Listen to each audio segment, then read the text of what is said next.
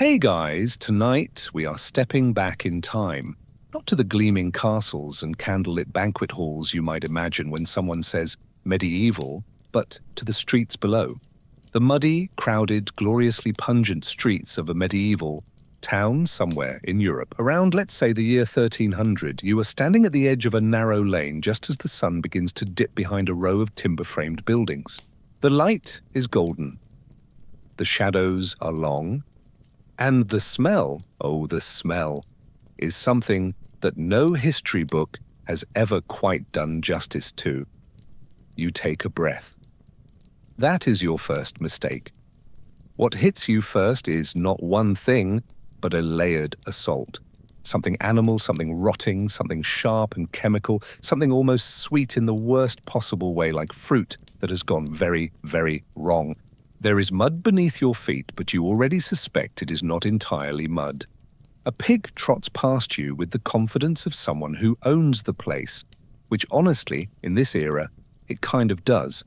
A woman throws the contents of a bucket from a second-floor window without warning, and you step back just in time. A group of children run barefoot down the lane, laughing, completely unbothered, because this is simply Tuesday to them. Welcome to medieval urban life. You probably won't survive this, not because anyone is going to hurt you, but because your 21st century nostrils are simply not equipped for what the next few hours are going to ask of them. Tonight, we are going deep into one of history's most overlooked sensory experiences, why medieval cities and towns smelled the way they did, what created those smells, who had to deal with them most directly, and how people actually lived, and surprisingly thrived, inside what modern noses would call an unmitigated disaster. It is a story about infrastructure, about animals, about the human body, about trade, about religion, and about the surprisingly sophisticated ways people tried to cope with a world that had not yet invented the sewer, the soap dispenser, or the concept of municipal waste management. It is also, quietly, a story about us, because the distance between their world and ours is shorter than we like to think, and the ingenuity required to live inside it was genuinely remarkable. So, before you get comfortable, take a moment to like the video and subscribe, but only if you genuinely enjoy what I do here. And hey, drop a comment down below. Tell me where you are in the world right now and what your locally time is. There is something genuinely lovely about knowing that someone in Auckland and someone in Aberdeen and someone in Sao Paulo are all drifting off to the same story at the same moment. It makes the world feel a little smaller, a little warmer. Now, dim the lights, maybe turn on a fan for that soft background hum, and let's ease into tonight's journey together. You are still standing at the edge of that narrow lane. The pig has gone around the corner. The golden light is fading.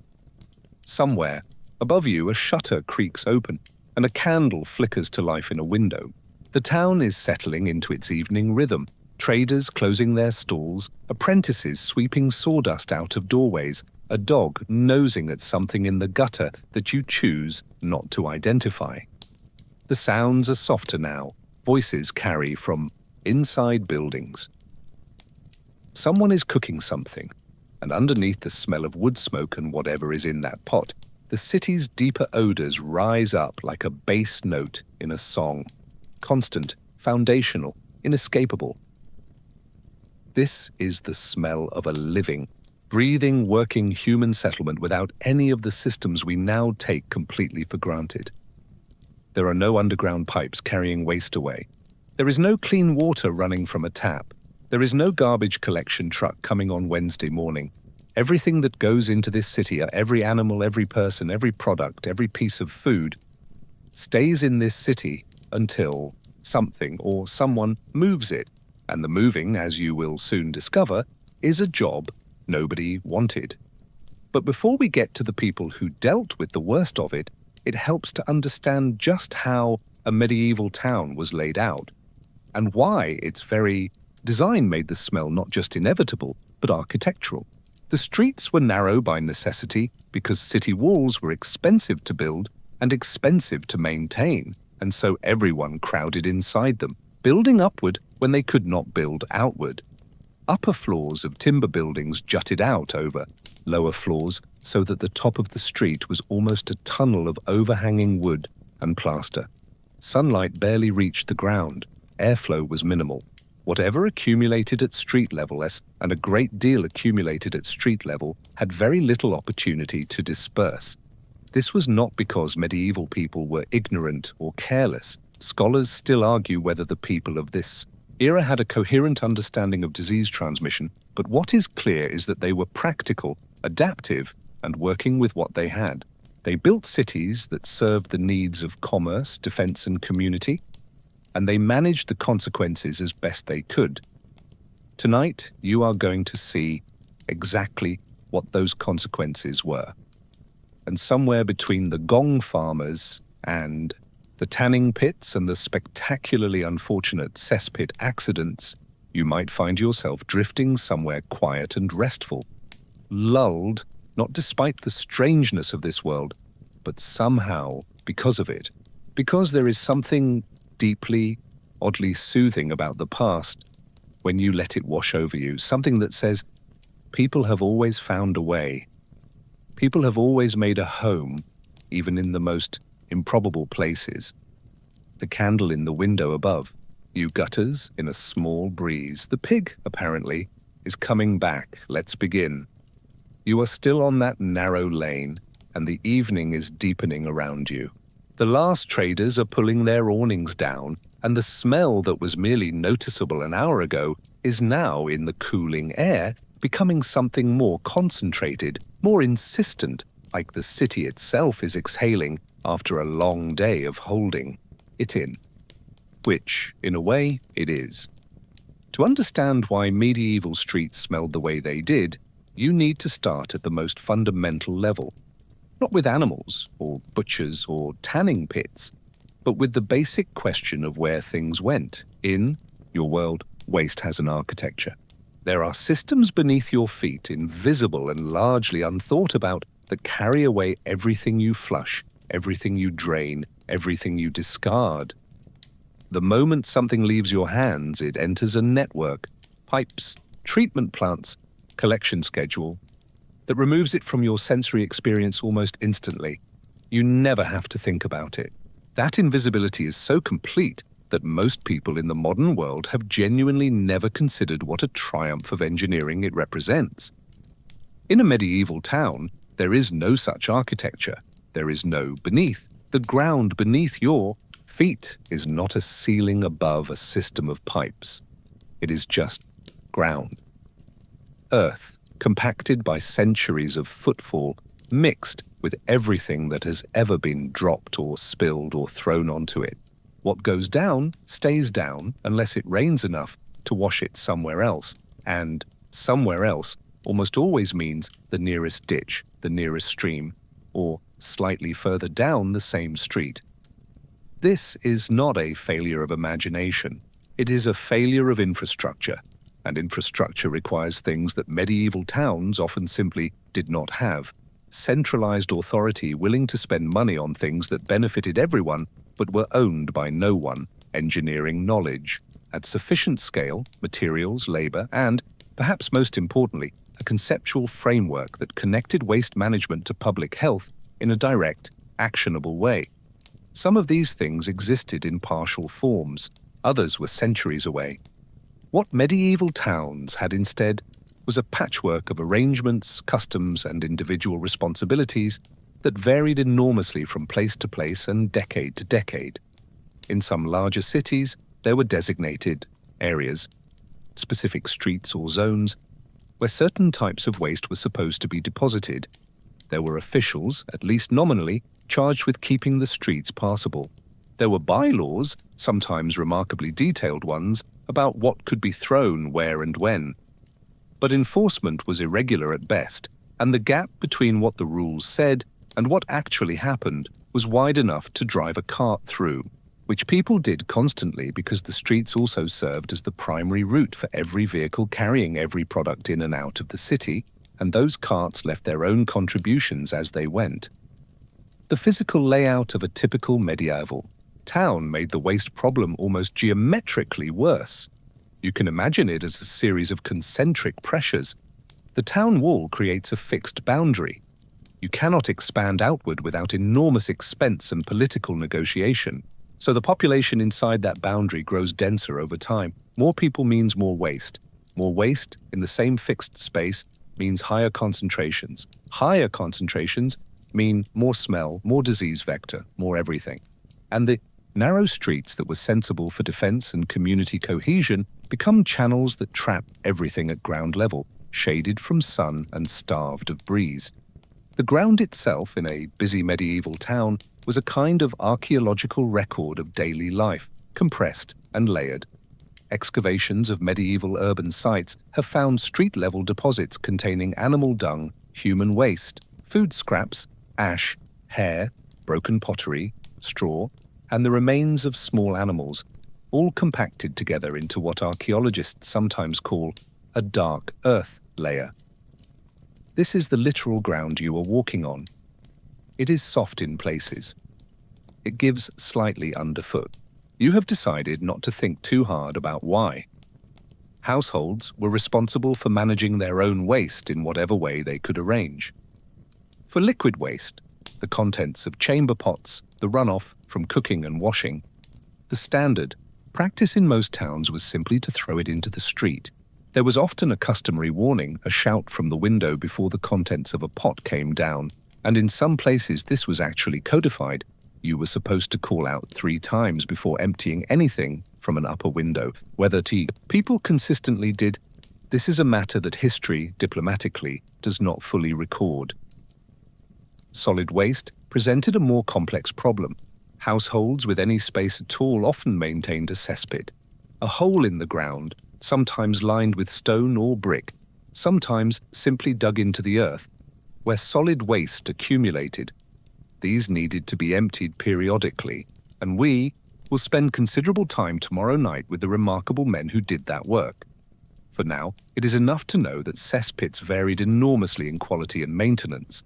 A well-built, regularly emptied cesspit in a prosperous household was a genuine piece of infrastructure. An old, neglected, overfull cesspit in a crowded tenement was something else entirely. A slow-motion catastrophe seeping quietly into the surrounding soil, contaminating nearby wells, contributing its own deep, particular note to the city's ambient atmosphere. The problem of wells is worth pausing on for a moment because it connects waste management directly to something people cared about with great urgency: drinking water. In a town without piped water, the well was everything. Public wells, shared wells, private wells, all of them drawing from the same groundwater table that the cesspits and dunghills and animal yards were continuously recharging with their contents. Scholars still argue whether medieval people understood the specific mechanism by which contaminated water caused illness, but they did observe the correlation in practical terms, and records show genuine anxiety about wells being corrupted by nearby cesspits or drainage from tanning operations. Some towns attempted to create distance, rules about how close a cesspit could be to a well, regulations about which industries could operate near water sources. These were sensible ideas. Imperfectly applied, the distances specified were often too small to actually prevent contamination, enforcement was inconsistent, and the sheer density of urban life meant that in practice, everything was close to everything else, and the groundwater beneath a medieval town was a complicated cocktail of whatever was happening at street level. You step carefully around something in your path. The evening air is cooling, and in the cooling it is, if anything, getting worse, because warmer air disperses smells upward and outward, and cooler air does the opposite. It settles. It holds. The smell of a medieval street in the evening is the smell of everything the day has produced, concentrating gently at nose level as the temperature drops. Somewhere nearby, someone is dumping ash from a hearth into the lane. Ash was actually useful. It helped dry out wet, muddy surfaces, and it had some deodorizing effect, and people knew this. Small, practical adaptations to the reality of the street were everywhere if you knew where to look.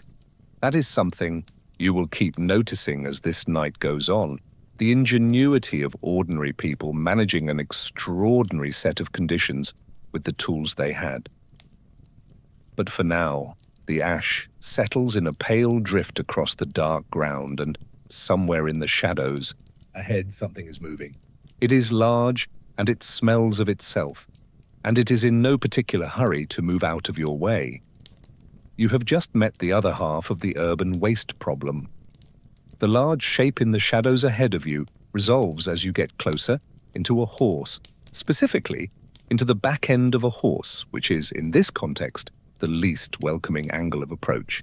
It is tethered outside what appears to be a tavern, and it has been there long enough to have made its presence known to the surrounding 10 feet of street in a way that is both visual and olfactory, and if you are not watching where you step, tactile. You give it a wide berth and turn down a side lane, and that is when the smell changes again. Becomes something deeper, something that has been cooking for a long time, something that lives not at street level, but slightly below it, rising up through gaps in the ground and through the walls of the low building at the end of the lane, where a single lantern burns with a smoky, determined light.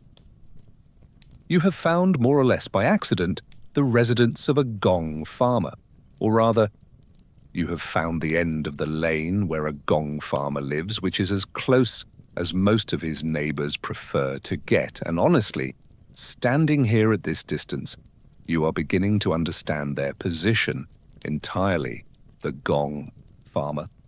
Also called a gong firmer, a night man, a night soil man, or, in some records, by a variety of terms that the PG-13 format of this particular evening does not permit, was one of the most essential and most socially invisible workers in medieval urban life. His job, stated plainly, was to empty cesspits. The private cesspits and communal cesspits of households, tenements, monasteries, taverns, and public facilities all required periodic emptying, and the emptying could not happen by itself. It required a person, or more often a small crew of people, to physically enter or reach into the pit, remove its contents by bucket or shovel, load those contents onto a cart, and transport them out of the city to be sold or deposited at designated locations outside the walls. This work happened at night.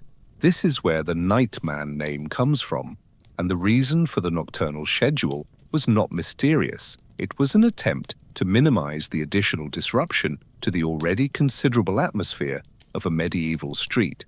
Cesspits, when opened, and disturbed, released gases and odors that were, by all surviving accounts, dramatically worse than their ambient state. Doing this work during daylight hours in a busy street was considered, with remarkable understatement, antisocial. So the gong farmers worked from roughly 9 or 10 at night until 5 in the morning by lantern light, in the narrow yards behind houses or in the lanes between buildings, doing work that most of their contemporaries could not bring themselves to acknowledge in direct daylight. The tools of the trade were basic: buckets, shovels, ropes for lowering equipment into deep pits, and the cart, always the cart, waiting at the end of the lane with its barrel or open bed, which would be taken through the city gates before sunrise, and its contents deposited in the dung heaps outside town. These dung heaps were not simply waste sites. They were, in a very practical sense, a resource. Night soil, the polite historical term for the contents of cesspits, was valuable as agricultural fertilizer, and farmers outside town would pay for it or at least accept it, which helped offset the cost of the removal service for urban householders. There was, in other words, an economy here, a small, pungent nocturnal economy with its own supply chain, its own pricing structures, and its own professional culture. Pay for the time and the work involved was actually reasonably good. Records from London and other English cities suggest that gong farmers earned significantly more per day than a common labourer, sometimes 2 or 3 times the standard wage. This makes a certain blunt economic sense. The supply of people, willing to do the work was limited, and the demand was constant, so the price of labor rose accordingly. A skilled team of nightmen who worked efficiently, caused minimal disruption, and could handle the more technically challenging cesspits, the deep ones, the ones with structural problems, the ones in tight spaces, could build a reputation and a client base over years. But the money came with costs that went beyond the obvious. Gong farmers occupied a strange and specifically defined place in the social landscape of medieval towns. They were necessary. Everyone understood they were necessary. The town literally could not function without them. Cesspits left unemptied would overflow, collapse, contaminate wells, and generate conditions that even by medieval standards were recognized as a crisis. And yet the social status of the gong farmer was consistently low, consistently marginalized, consistently marked by physical and symbolic separation from the rest of urban society. In some towns, gong farmers were required to live in specific areas outside the main residential quarters, near the city walls or beyond them, in the same neighborhoods as other workers whose trades were considered polluting or noxious. They were restricted in some cases from entering certain public spaces or practicing trades during daylight hours in ways that might involve contact with food or drinking establishments.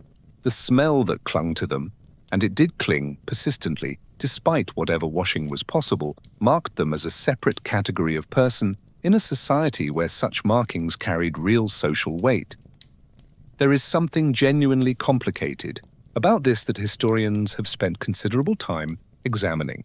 Scholars still argue whether the social marginalization of night soil workers represents a coherent ideological system, a ritual pollution framework, as some anthropologists would frame it, or whether it was simply a practical response to the very real problem of someone who smells extremely strongly working in close quarters with people who would prefer not to experience that.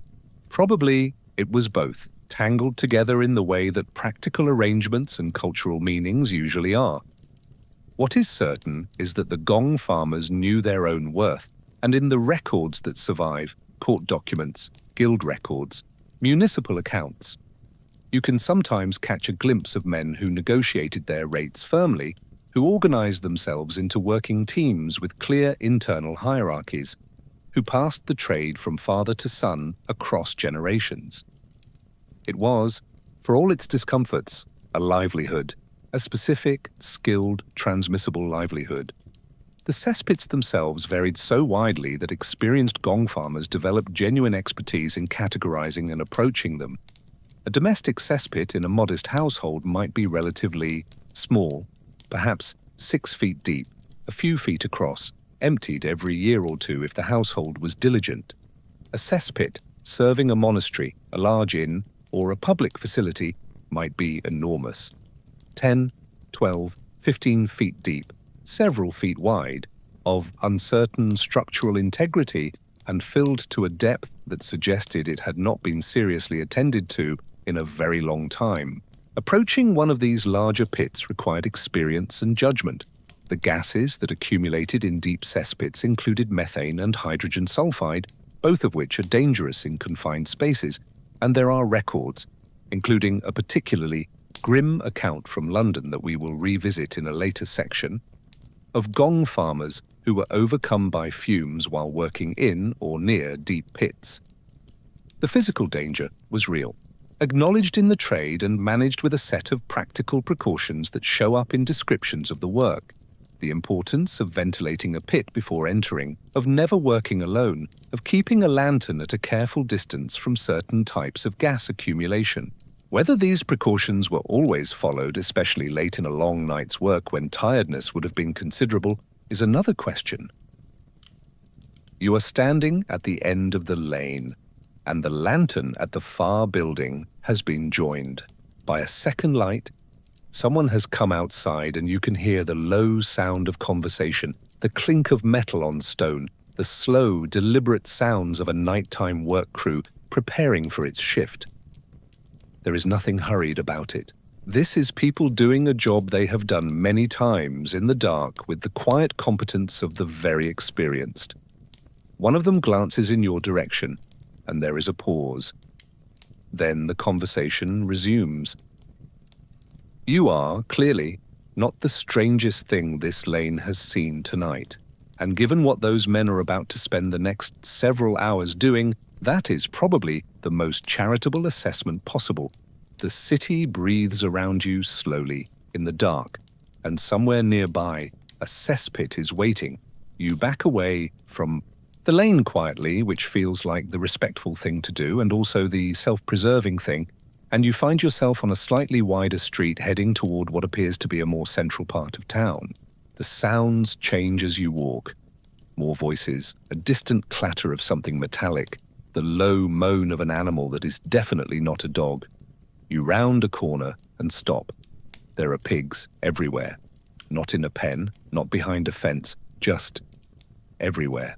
Several of them are rooting through a pile of something against the base of a building, their snouts working with focused, professional efficiency. Two more are asleep in the middle of the street, apparently having decided that this particular patch of ground is theirs now and that any objections can be directed to whatever authority governs such matters, which in this case appears to be no one. A small black piglet is standing in a doorway, looking at you with the calm, assessing gaze of someone who has never in their life doubted that they are exactly where they are supposed to be. You have arrived at one of the most fundamental and most persistently underappreciated facts about medieval urban life. The city was full of animals. Not countryside animals, not farm animals at a safe rural distance. Animals living in and among the human population at extremely close quarters, sharing streets and yards, and in some cases the ground floors of houses with the people who owned them or tolerated them or had simply failed to remove them. Pigs were the most visible, the most numerous in many towns, and in a very direct sense the most useful.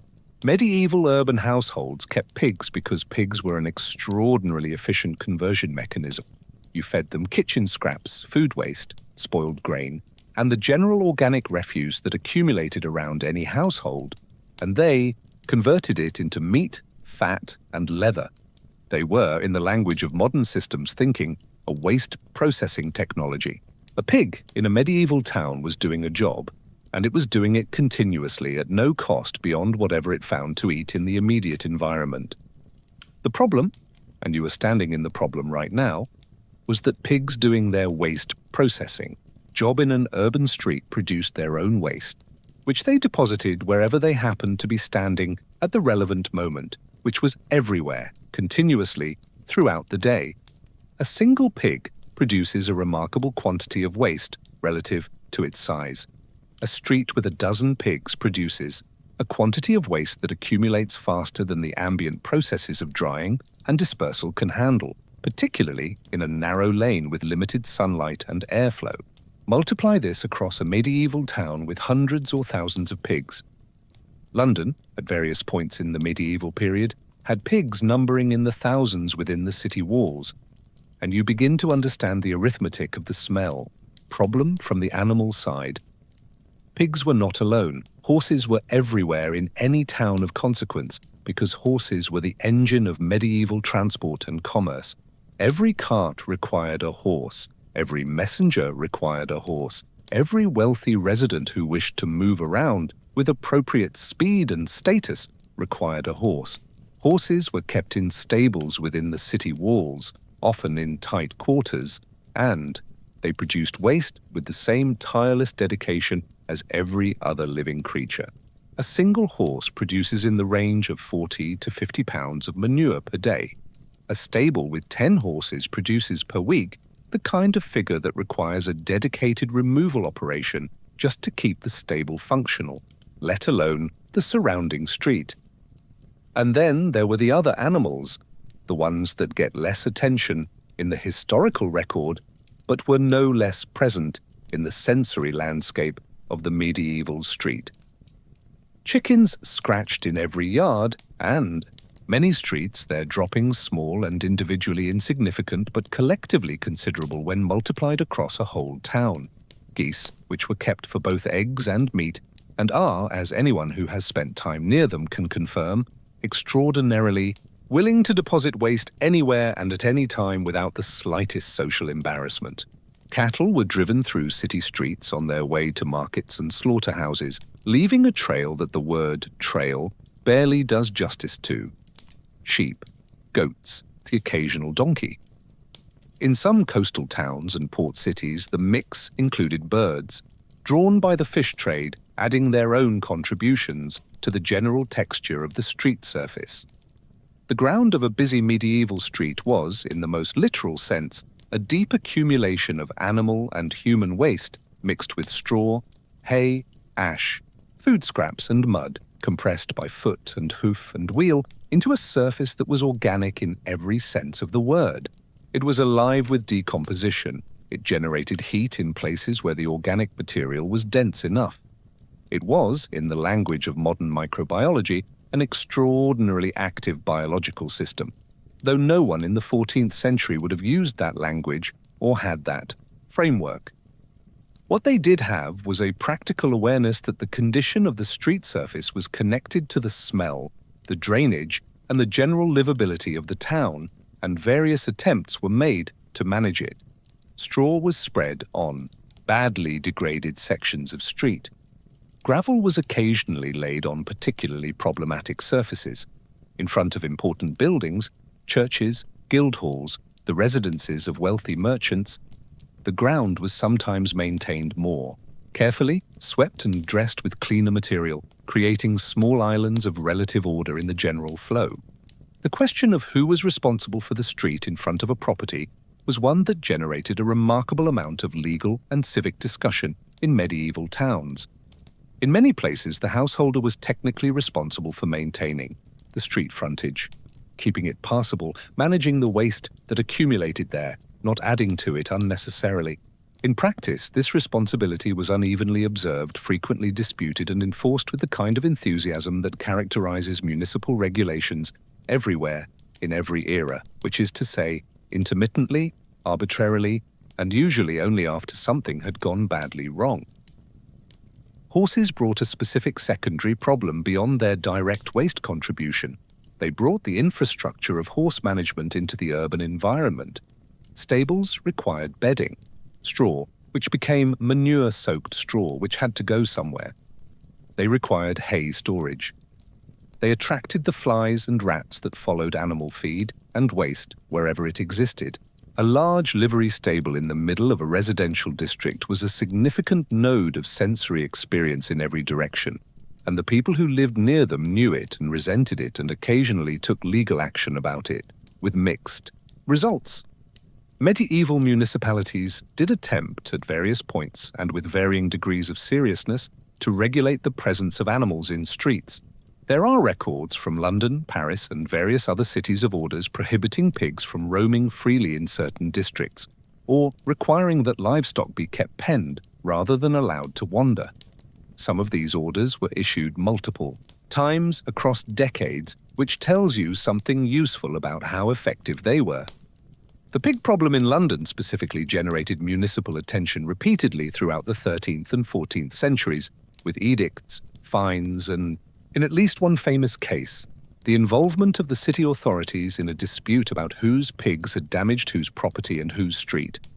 Scholars still argue whether these regulatory attempts represent a genuine shift in urban attitudes toward animal presence. An early halting moved toward the idea that cities should be organized differently from rural settlements, or whether they were simply reactive measures prompted by specific crises or complaints with no underlying program of change behind them. The evidence points in both directions, and probably the answer is that it was different in different places and at different times, which is the kind of answer that is true and also slightly unsatisfying.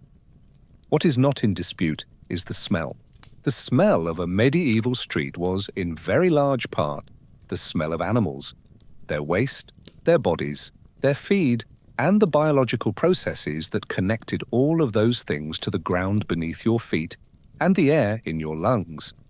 The piglet in the doorway has been joined by a slightly larger pig, and together they are investigating something at the base of the doorstep with the unhurried thoroughness of professionals. You step around them. They do not look up.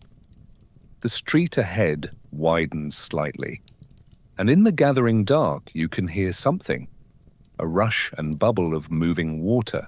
For a moment your heart lifts slightly. Water, moving water, clean perhaps, cool certainly. You are about to be disappointed. The sound of water grows clearer as you walk, and there is something instinctively comforting about it. The human nervous system responds to the sound of moving water with a kind of ancient cellular relief, a loosening of something held tight. You follow the sound around a bend in the street, and there it is, a river, or rather a waterway, broader than a stream, narrower than what you might call a proper river, running along the edge of this part of town in a channel that is partially natural and partially shaped by generations of human hands, building walls and bridges and drainage channels that direct its flow through and past the city. You stand on a low bridge and look down. The water is not what you hoped. It is dark. For one thing, not the clear darkness of deep, clean water, but a murky, opaque darkness that suggests content rather than depth. It moves, but slowly, with a heaviness that clean water does not have. Along the edges, where the current slows further, there are accumulations. You will not be more specific than that. And the smell rising from the surface is something you recognize from the last hour of your walk, concentrated and intensified, and given a new dimension by the addition of whatever biological processes are happening below that dark surface. There is a dead cat near the far bank, rotating slowly in a small eddy, with the calm dignity of something that has entirely transcended its circumstances. This is the river. And the river in a medieval town was not your friend. This seems counterintuitive, because rivers were why medieval towns existed where they existed. Water was essential for drinking, for cooking, for washing, for industry, for transport, for defense. A river was not just useful, but foundational. The reason a settlement had grown here rather than somewhere else. The river was infrastructure, resource, and lifeline all at once. And it was also, simultaneously and increasingly as towns grew, a disposal system for everything the town produced and no longer wanted. The logic was straightforward, even if the consequences were not. Water moves. Things put into moving water are carried away. The river takes your waste downstream, away from you, out of your immediate environment. This is true. The problem, one of the problems, is that downstream is where someone else is, and what the river carries away from you, it carries toward them. And the other problem is that rivers in and around medieval towns did not simply carry waste away cleanly. They received so much waste from so many sources that they became saturated with it, transformed by it, turned into something that was no longer functionally water in any useful sense, but rather a slow-moving concentrate of everything the city wanted to be rid of. The sources of contamination were numerous and continuous. Household waste went into the river directly, thrown from banks and bridges, or indirectly through drainage channels that carried the runoff of streets and yards into the waterway. Cesspits near the riverbank, and there were always cesspits. Near the riverbank, because proximity to water made disposal easier, leached their contents into the surrounding soil, and from there into the water table and the river itself. Laundry was done at the river's edge, and the water used for washing, grey with soap and human soil, ran back into the current. Industries clustered near rivers because they needed water. And having taken the water they needed, they returned. It changed. Dyers poured their chemical waste into the river and coloured it in shades that varied by season and by what was fashionable that year, so that a river running through a textile town might be red or blue, or a particularly uninviting, yellow depending on what colours were being produced upstream. Butchers, as you will discover very soon, used rivers as a convenient channel for blood and offal.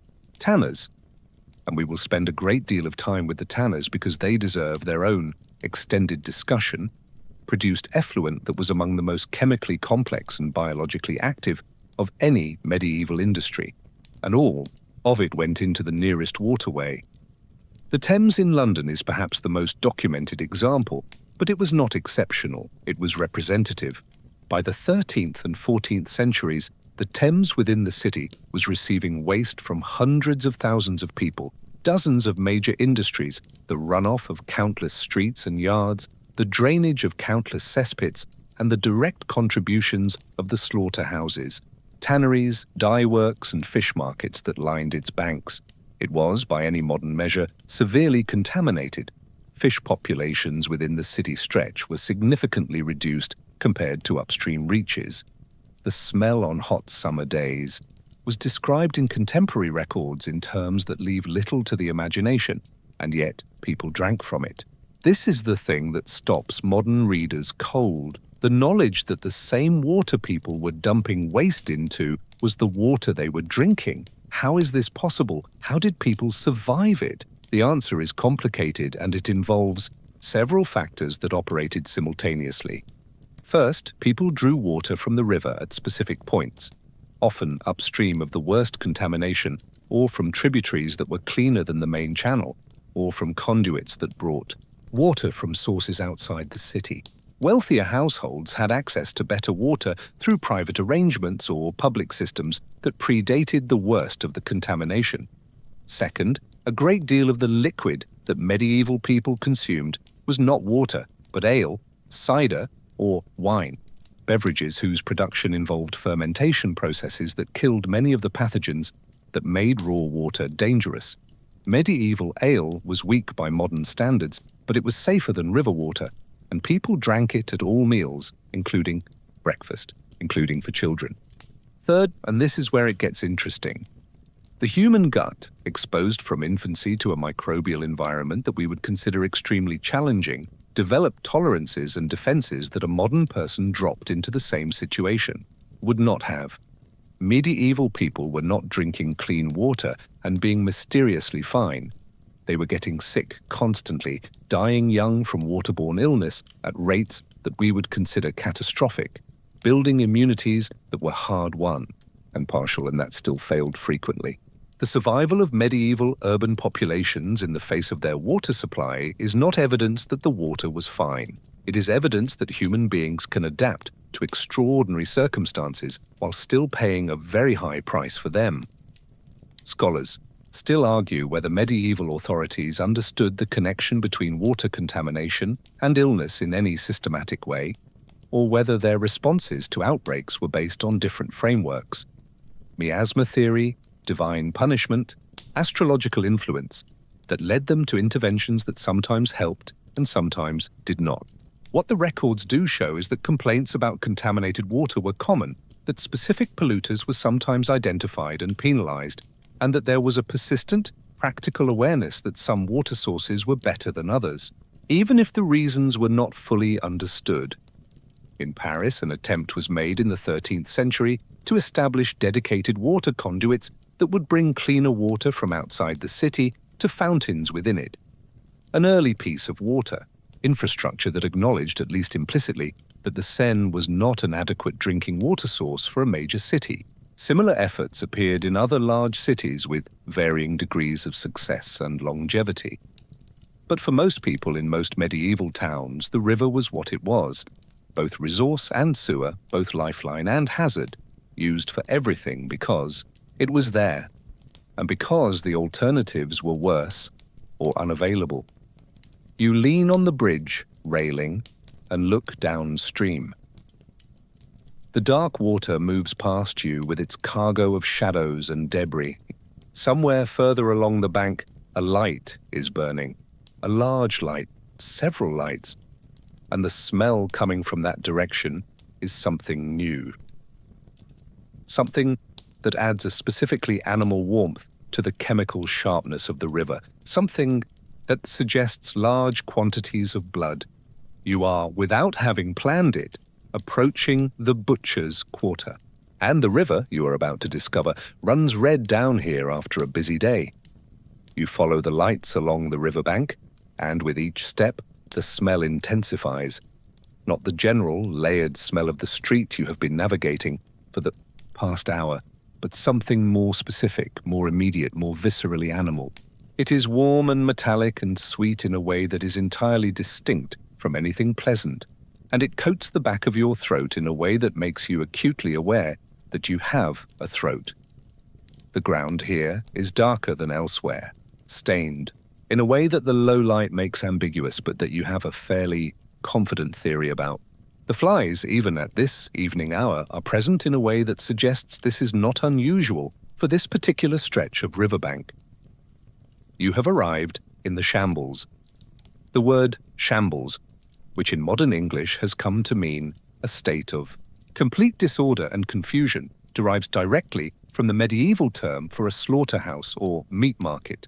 Specifically, it comes from the Old English scammel, meaning a bench or stall, and it referred to the wooden tables on which butchers displayed and processed meat.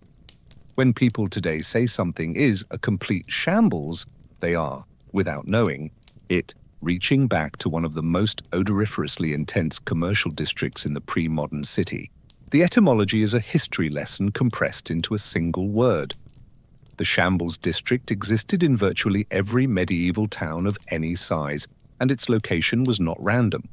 Butchers needed water, large quantities of it for washing carcasses, for cleaning equipment, for the general management of blood and fluid that their work produced continuously throughout the working day. So they clustered near rivers and streams, and the rivers and streams near butchers' districts received in return for this proximity everything that the butchers did not need to keep, which was a great deal. The process of medieval meat production happened in public, or nearly so.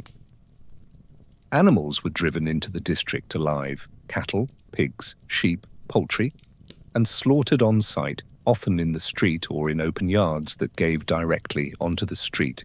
The killing, the skinning, the gutting, the jointing, all of it happened in spaces that were not enclosed or sanitized in any modern sense, in proximity to the customers who came to buy the resulting product, in proximity to the river that received the waste, in proximity to the other traders and residents whose misfortune it was to be located nearby. Blood was the most immediate product of this process, and in a busy shambles district on a market day, blood ran freely down the gutters across the street surface into the drainage channels that led to the river. Contemporary accounts from London's shambles in Newgate and from similar districts in other cities describe gutters running red, the ground so saturated with blood that it was effectively soft, flies in densities that made the air above the district visibly thick on warm days. This was not a failure of hygiene by the standards of the time. It was simply what meat production looked like when it happened at urban scale without containment infrastructure. Offal was the second great product of the shambles, and it posed a more complex disposal problem than blood. Blood, being liquid, could be washed or could drain. Offal. The internal organs, the stomach contents, the intestines, the heads, the feet, the hides that were not valuable enough for the tanner, the bones that had no immediate use, was solid or semi-solid, and it accumulated.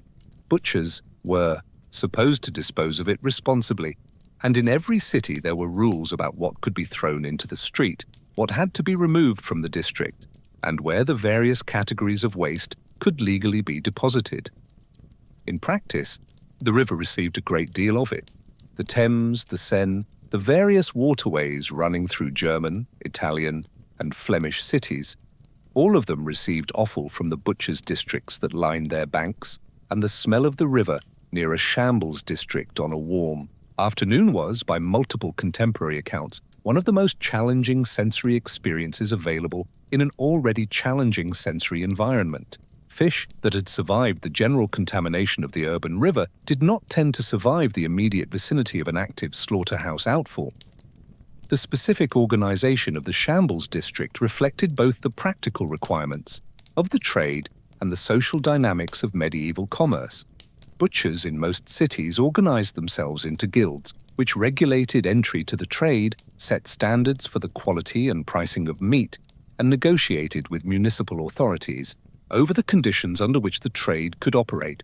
The guild structure gave butchers collective political weight that helped them resist the most inconvenient regulatory impositions.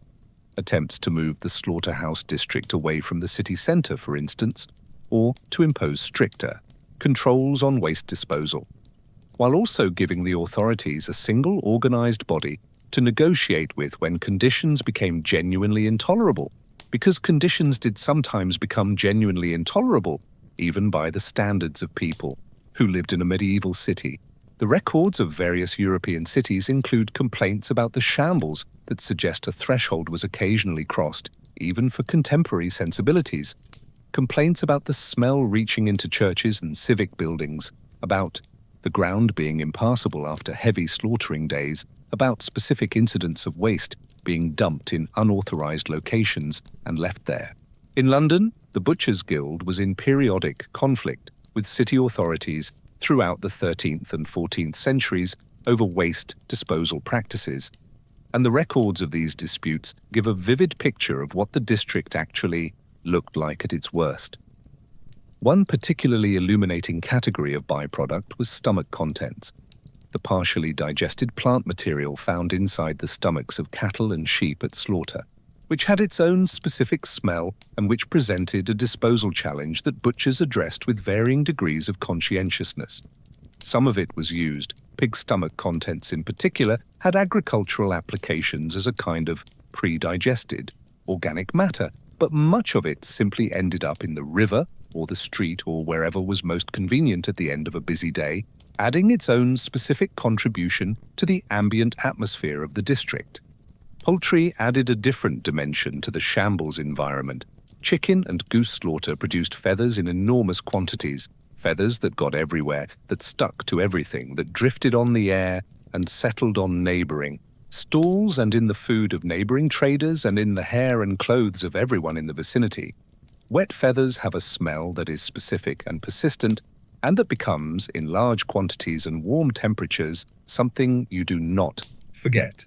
The feather problem was significant enough to appear in regulations in several cities, which attempted to specify where poultry could be processed and where the resulting feathers could be deposited. Scholars still argue whether the clustering of the butchery trade near rivers was a deliberate sanitary strategy, an early recognition that water could carry waste away, or simply a practical response to the need for large water supplies in the trade, with the waste disposal being an incidental benefit. The distinction matters for understanding how medieval people conceptualized the relationship between industry and environment, but the practical result was the same either way. The rivers near shambles districts were among the most heavily contaminated waterways in the medieval city, and the people who lived and worked nearby experienced the consequences of that contamination in their daily water supply, their food, and the air they breathed. The lights along the bank are the lamps of the last traders closing up for the evening, rolling down their wooden shutters, washing their hands in the same river that has received the day's work, loading unsold cuts onto carts to be taken to wherever unsold cuts went at the end of a market day. The ground around the stalls glistens in the lamplight with moisture that is not water, and the flies are beginning to give way, slightly, to the cooler evening air. A cart rolls past you heavily, and from beneath its canvas cover something drips, slowly and darkly onto the street as it goes. You watch it go. You do not follow it. Instead, you follow your nose, which, given everything you have experienced tonight, is a choice you are making with decreasing confidence, toward a district that is slightly further from the river, slightly uphill, where a different, and in some ways more chemically complex smell has been threading through the general atmosphere since you arrived in this part of town.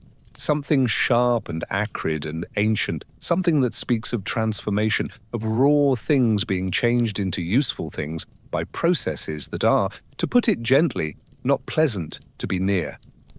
The tanners are ahead. And if the shambles tested your resolve, the tanneries are going to require something more like genuine commitment. You smell the tanneries before you see them, which is fitting, because in a medieval town the tanneries announced themselves to every other sense long before your eyes were involved. The smell is different from what you have encountered so far tonight.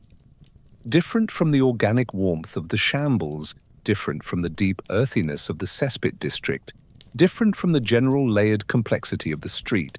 This is something sharper, more chemical, more ancient in some way.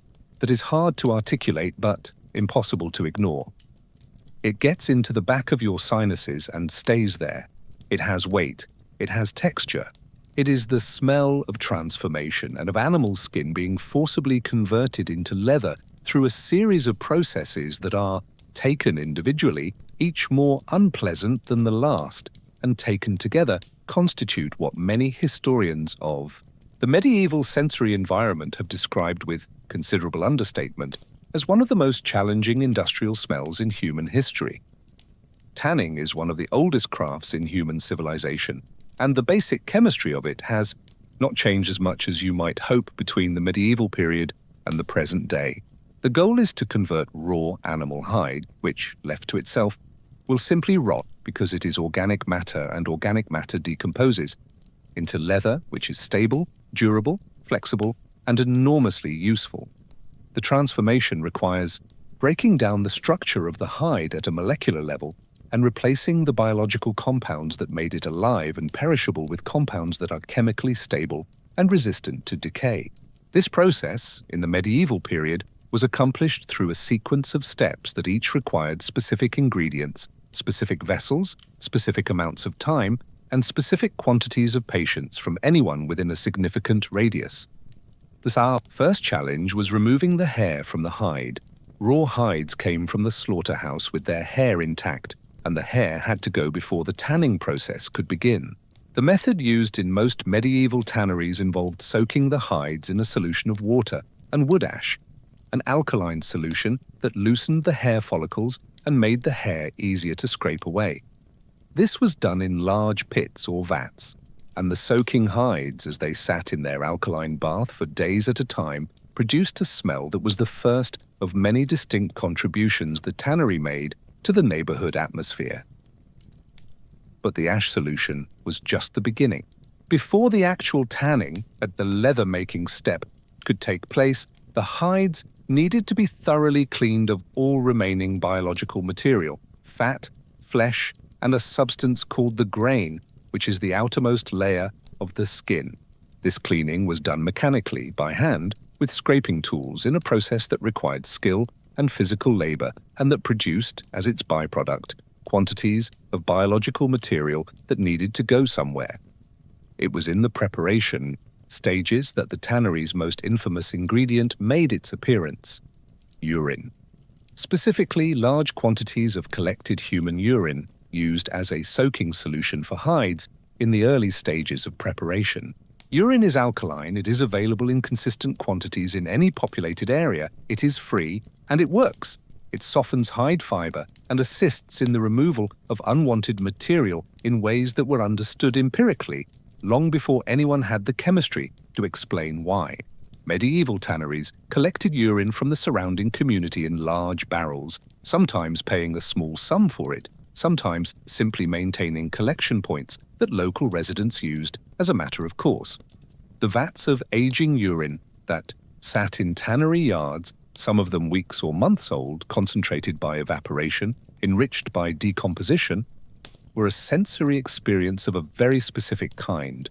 Combined with the decomposing biological material from the hides and the alkaline smell of the ash solution, the tannery yard in its preparatory stages offered a combination of smells that contemporary accounts struggled to describe adequately, partly because the vocabulary for industrial chemical smells was not well developed, and partly because some experiences resist description in any vocabulary. Then came the tanning itself, the step that gives the craft its name. Traditional, vegetable tanning used tannin, a naturally occurring compound found in tree bark, particularly oak bark. Ground bark was mixed with water in large stone or wooden pits, and the prepared hides were layered into these pits and left to soak for extended periods.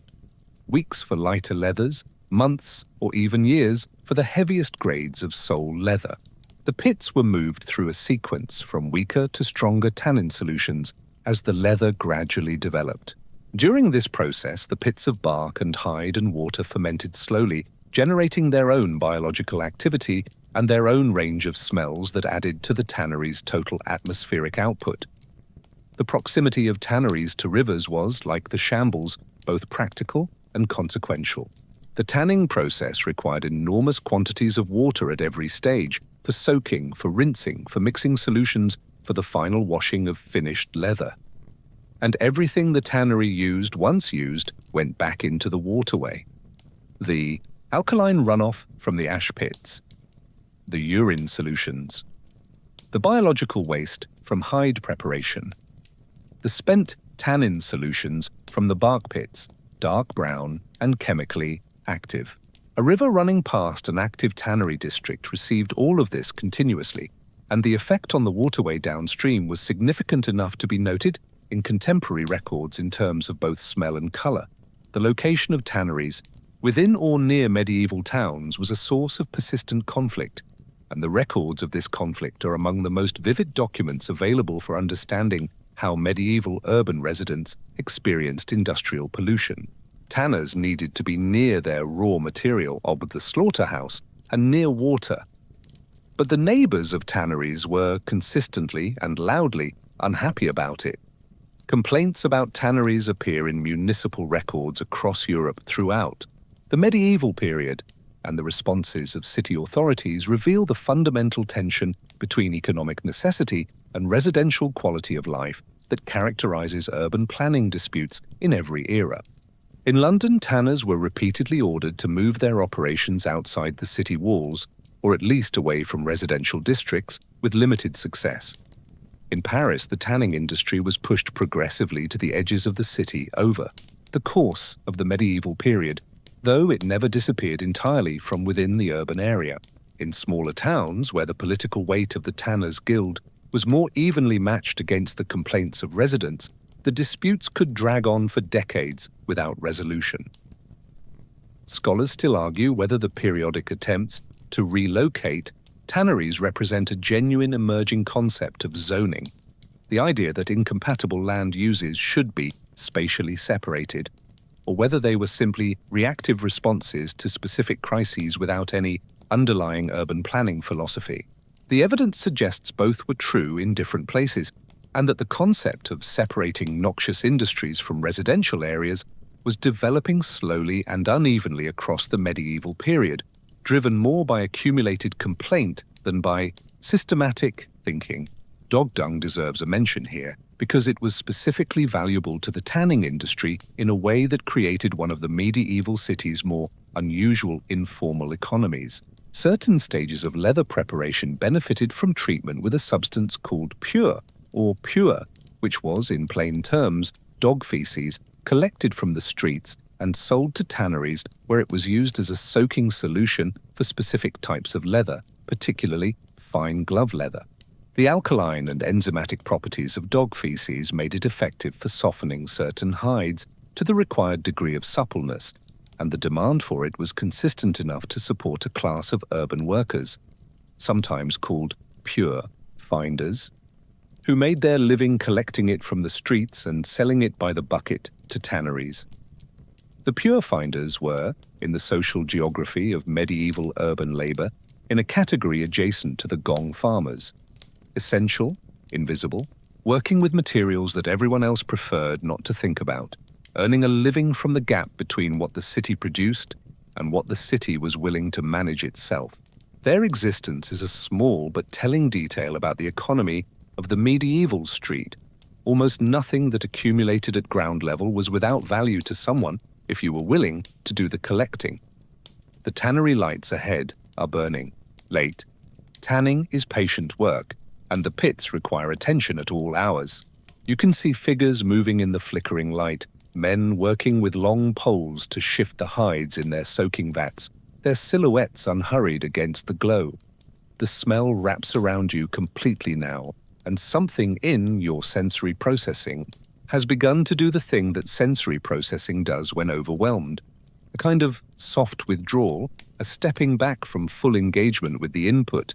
That is the body's way of saying it has received the message and would prefer now to receive slightly less of it.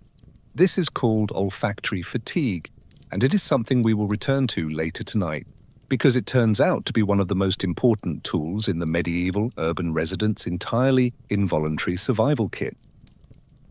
For now, you turn away from the tannery lights and back toward the quieter streets, where the smell is merely the general smell of the city rather than the concentrated output of a specific industry. The air, by comparison, feels almost clean.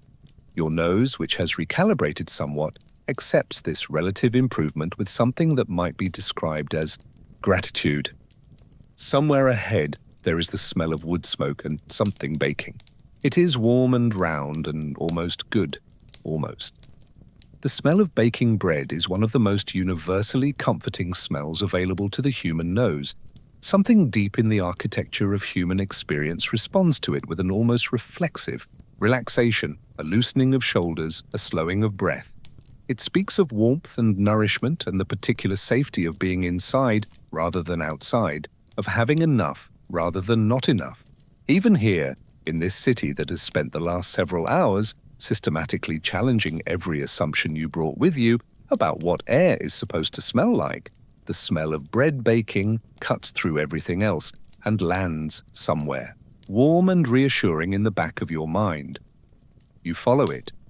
The communal oven, the bakehouse, the common oven, the fornil in French towns, the backhouse in German ones, was one of the central institutions of medieval urban life, and its importance went well beyond the simple production of bread.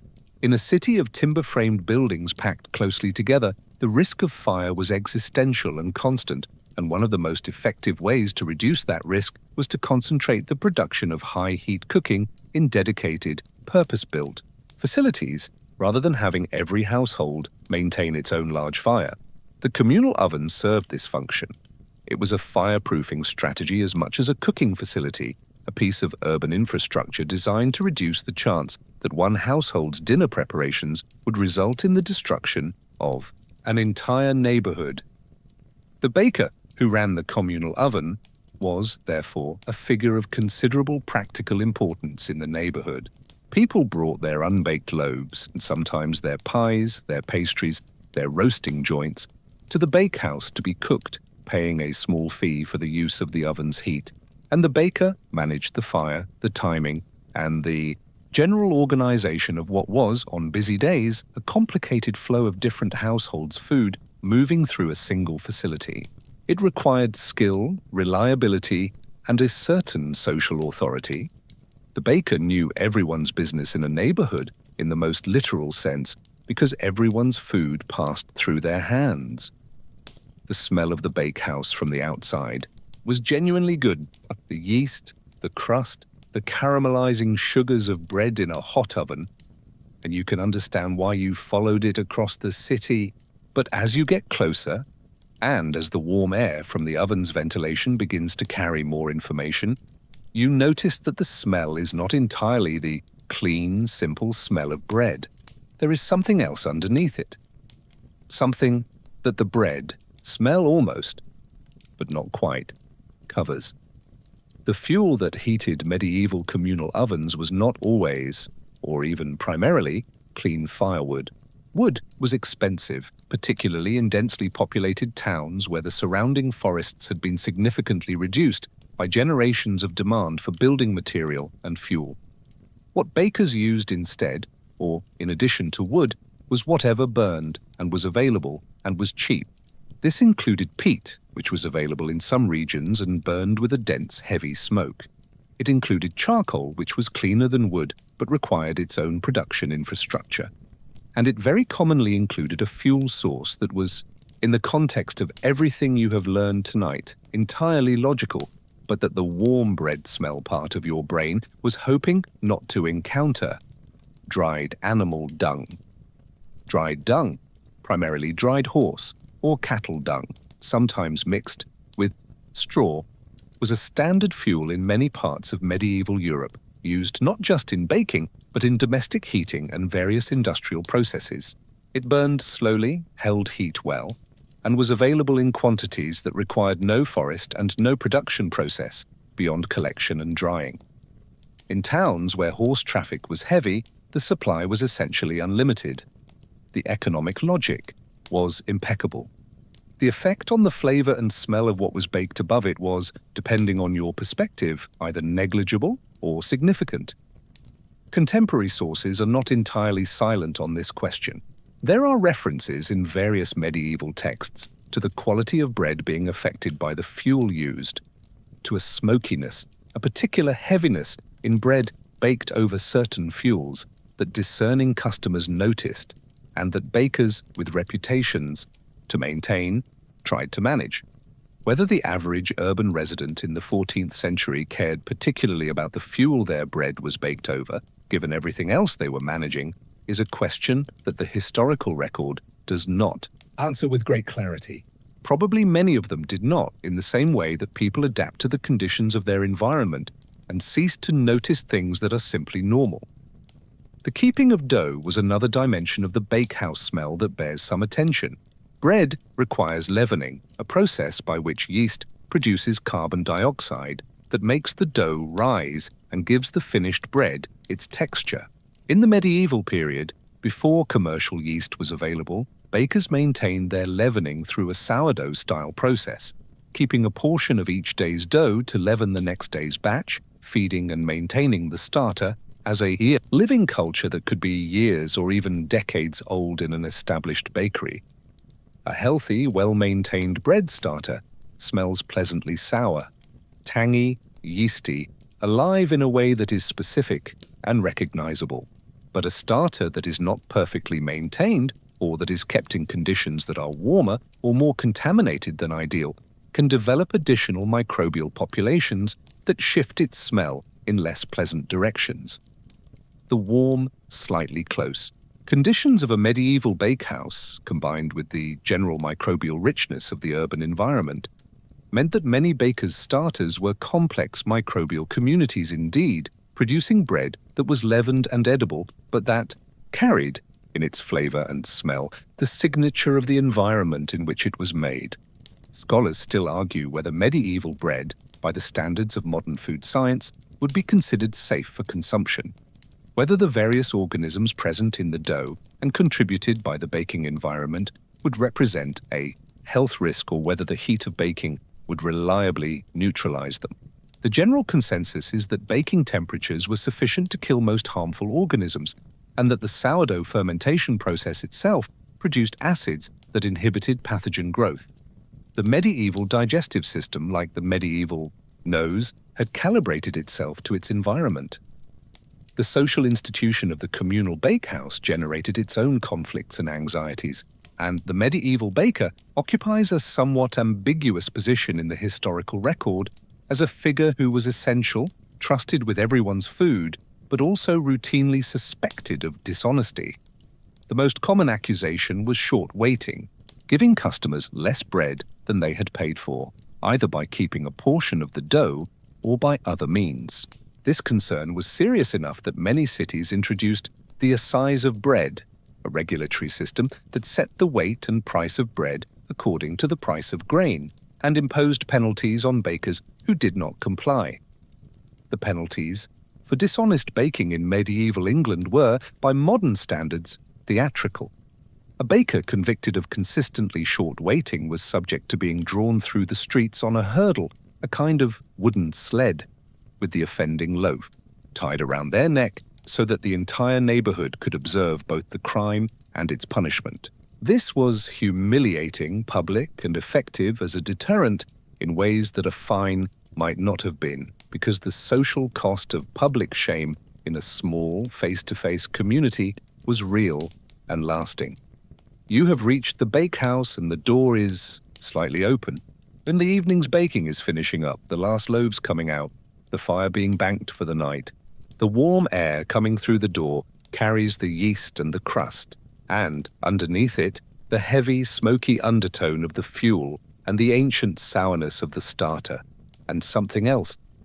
Something you decide is probably just the general warmth of a room that has been very hot for many hours and has absorbed, in its walls and floor, the history of many years of baking. A cat sits in the warm doorway, its eyes half closed, radiating contentment in a way that suggests it has found the single best spot available in this entire city on this particular evening. You consider its judgment. It has been in this city considerably longer than you have, and it looks entirely at peace. The bread, when the baker sets a small piece on the sill to cool, smells wonderful. In spite of everything, it smells wonderful. You find, to your surprise, that you are hungry. You do not eat the bread, not because it would not taste good. The cat's verdict on the doorway situation has actually made you more confident about the immediate neighborhood than you have felt all evening. But because eating requires hands, and your hands have been in the vicinity of this city's streets for several hours now, and some instincts survive even the most thorough historical immersion, you back away from the bakehouse with something that might be described as respectful restraint, and you find a slightly wider street where the evening air moves with something approaching freshness, and you stand there for a moment and simply breathe.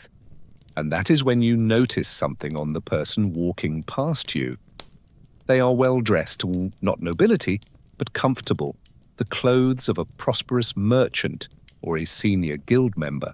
Good wool, a decent cut, the kind of outfit that signals, in this world, that you have enough and then some. They are walking with purpose, head slightly down, and in their hand they are holding something small and round, something that catches the lamplight with a dull gleam of metal, and as they pass, a smell comes with them that is entirely unlike anything else you have encountered tonight. It is good, genuinely, unambiguously good. Something floral and resinous and warm, something that contains what might be cloves or ambergris or dried roses or all of these things together. A small sphere of concentrated pleasantness moving through the general atmosphere of the city like a rumor of somewhere better. The merchant passes and the smell fades, and you are left standing in the street with the sudden, vivid understanding of what that object was and what it was for. It was a pomander, and it was not an accessory, it was survival equipment. The pomander, from the French pomme d'ambre, meaning apple of amber, was a small container, typically made of metal and pierced with holes, filled with aromatic substances: ambergris, musk, civet, dried herbs, spices, resins, flowers, any combination of intensely fragrant materials that could be packed into a small space and carried close to the nose. Wealthy individuals carried them on chains or ribbons, held them in their hands in crowded places, tucked them into clothing when moving through parts of the city that were particularly challenging. They ranged from simple, functional objects, a ball of herbs wrapped in cloth, to elaborately crafted pieces of goldsmithing with hinged sections, decorative piercing, and compartments for different aromatic mixtures. The pomander represented, in physical form, the medieval theory of smell and health that dominated medical thinking throughout this period. That theory, rooted in ancient Greek medicine and transmitted through Islamic scholarship into European practice, held that disease was spread through bad air, miasma. The word comes from the Greek for pollution or defilement, and the miasma theory proposed that the corrupt, foul-smelling air that arose from rotting organic matter, stagnant water, and disturbed soil was itself the vehicle of illness. That breathing bad air directly caused the diseases associated with it, from plague to fever to the general category of illness that medieval physicians called pestilence. This theory was wrong in the specific mechanistic sense that smell itself does not transmit disease. The actual mechanisms, bacteria, viruses, contaminated water, infected vectors, were not understood and would not be for several centuries. But the miasma theory was wrong in an interesting way because it correctly identified the correlation between foul-smelling environments and high disease rates, even if it misunderstood the cause.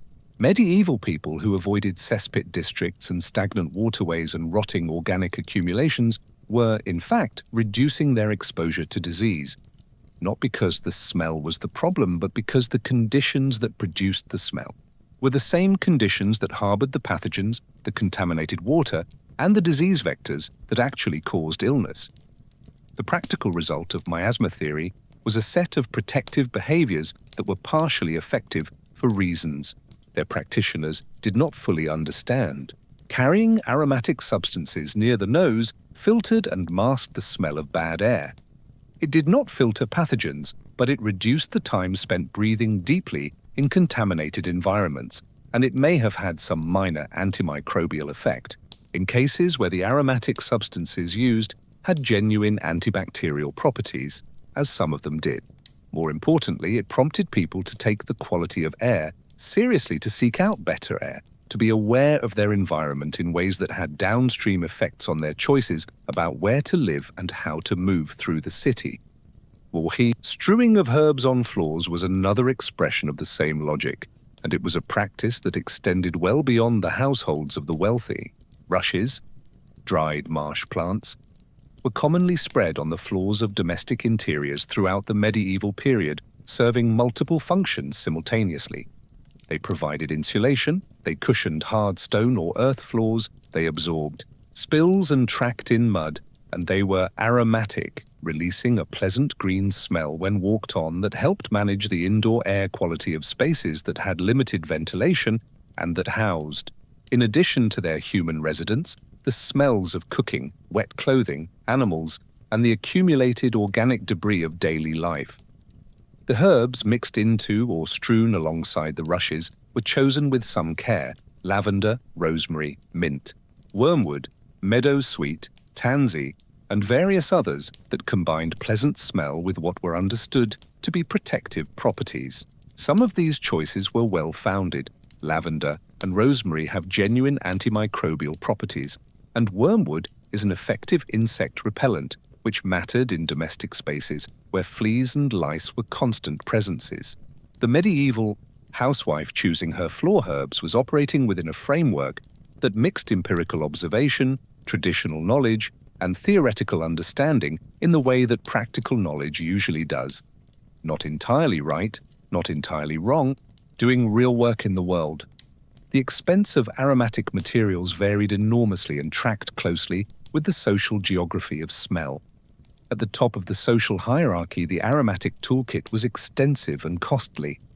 Ambergris, a waxy substance produced in the digestive tract of sperm whales and found floating at sea or washed on beaches, was extraordinarily expensive, prized for its ability to fix other scents and carry them longer.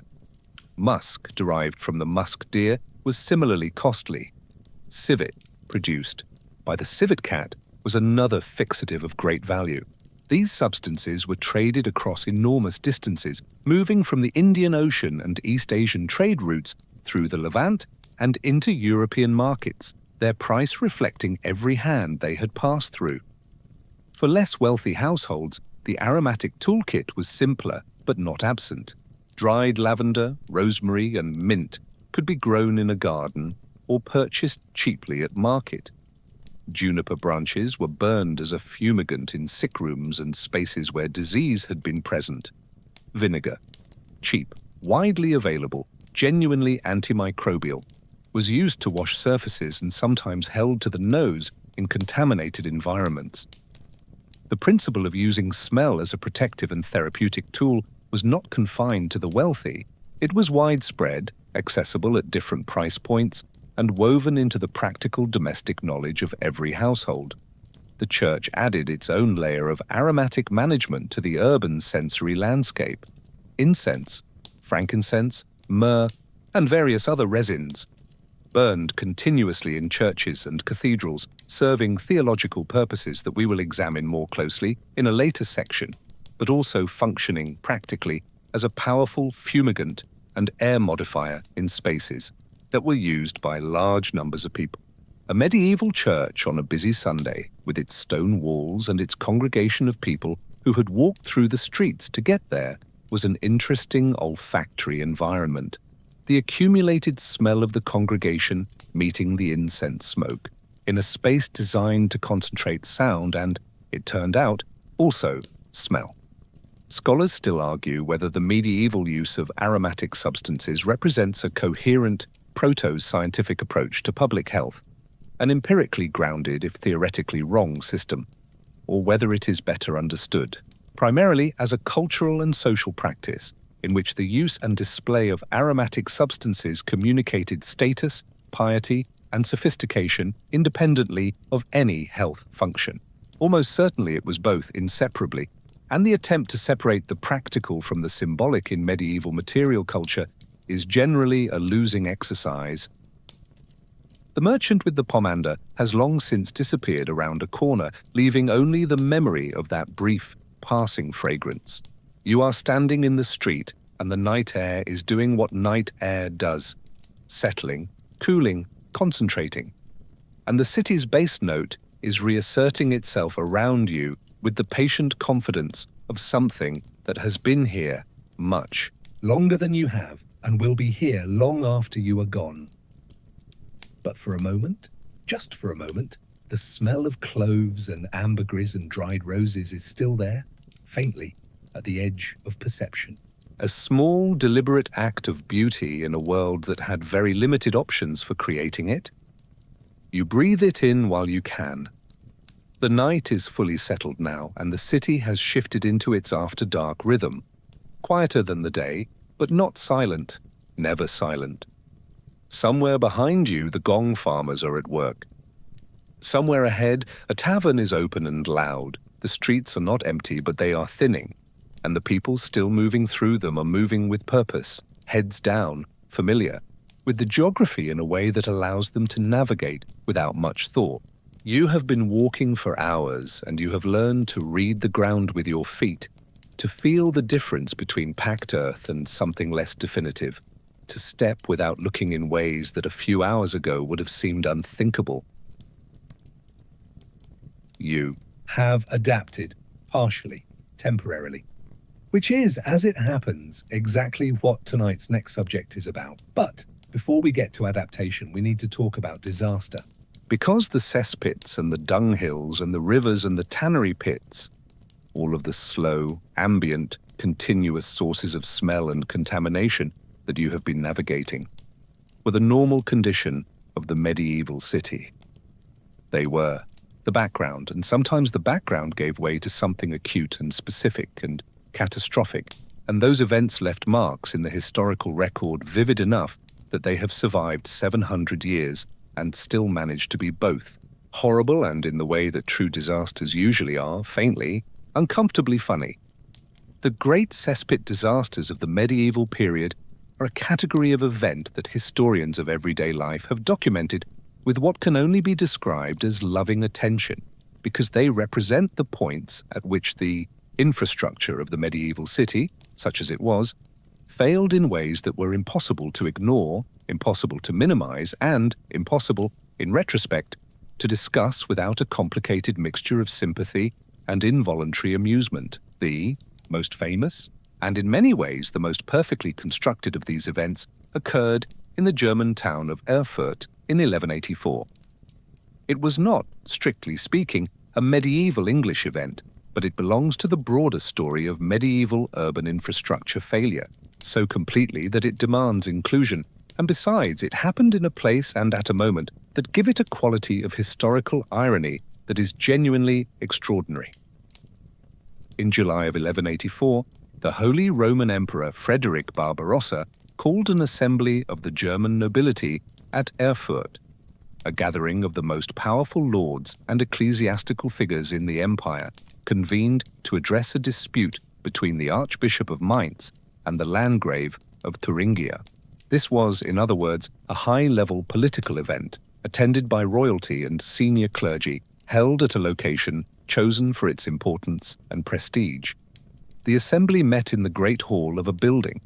Accounts differ on whether it was a palace or a church building, whose upper floor was the designated meeting room. The floor gave way, not gradually, not with warning. The floor of the upper chamber collapsed, sending the assembled nobility of the Holy Roman Empire, princes, bishops, counts, the most powerful people on the continent, through the floor and into the room below, which was not, unfortunately, an empty room. It was a cesspit. The building had been constructed above a large cesspit, and the weight of the assembled nobility, combined with whatever structural weaknesses had developed in the floor, was sufficient to complete the failure at the worst possible moment.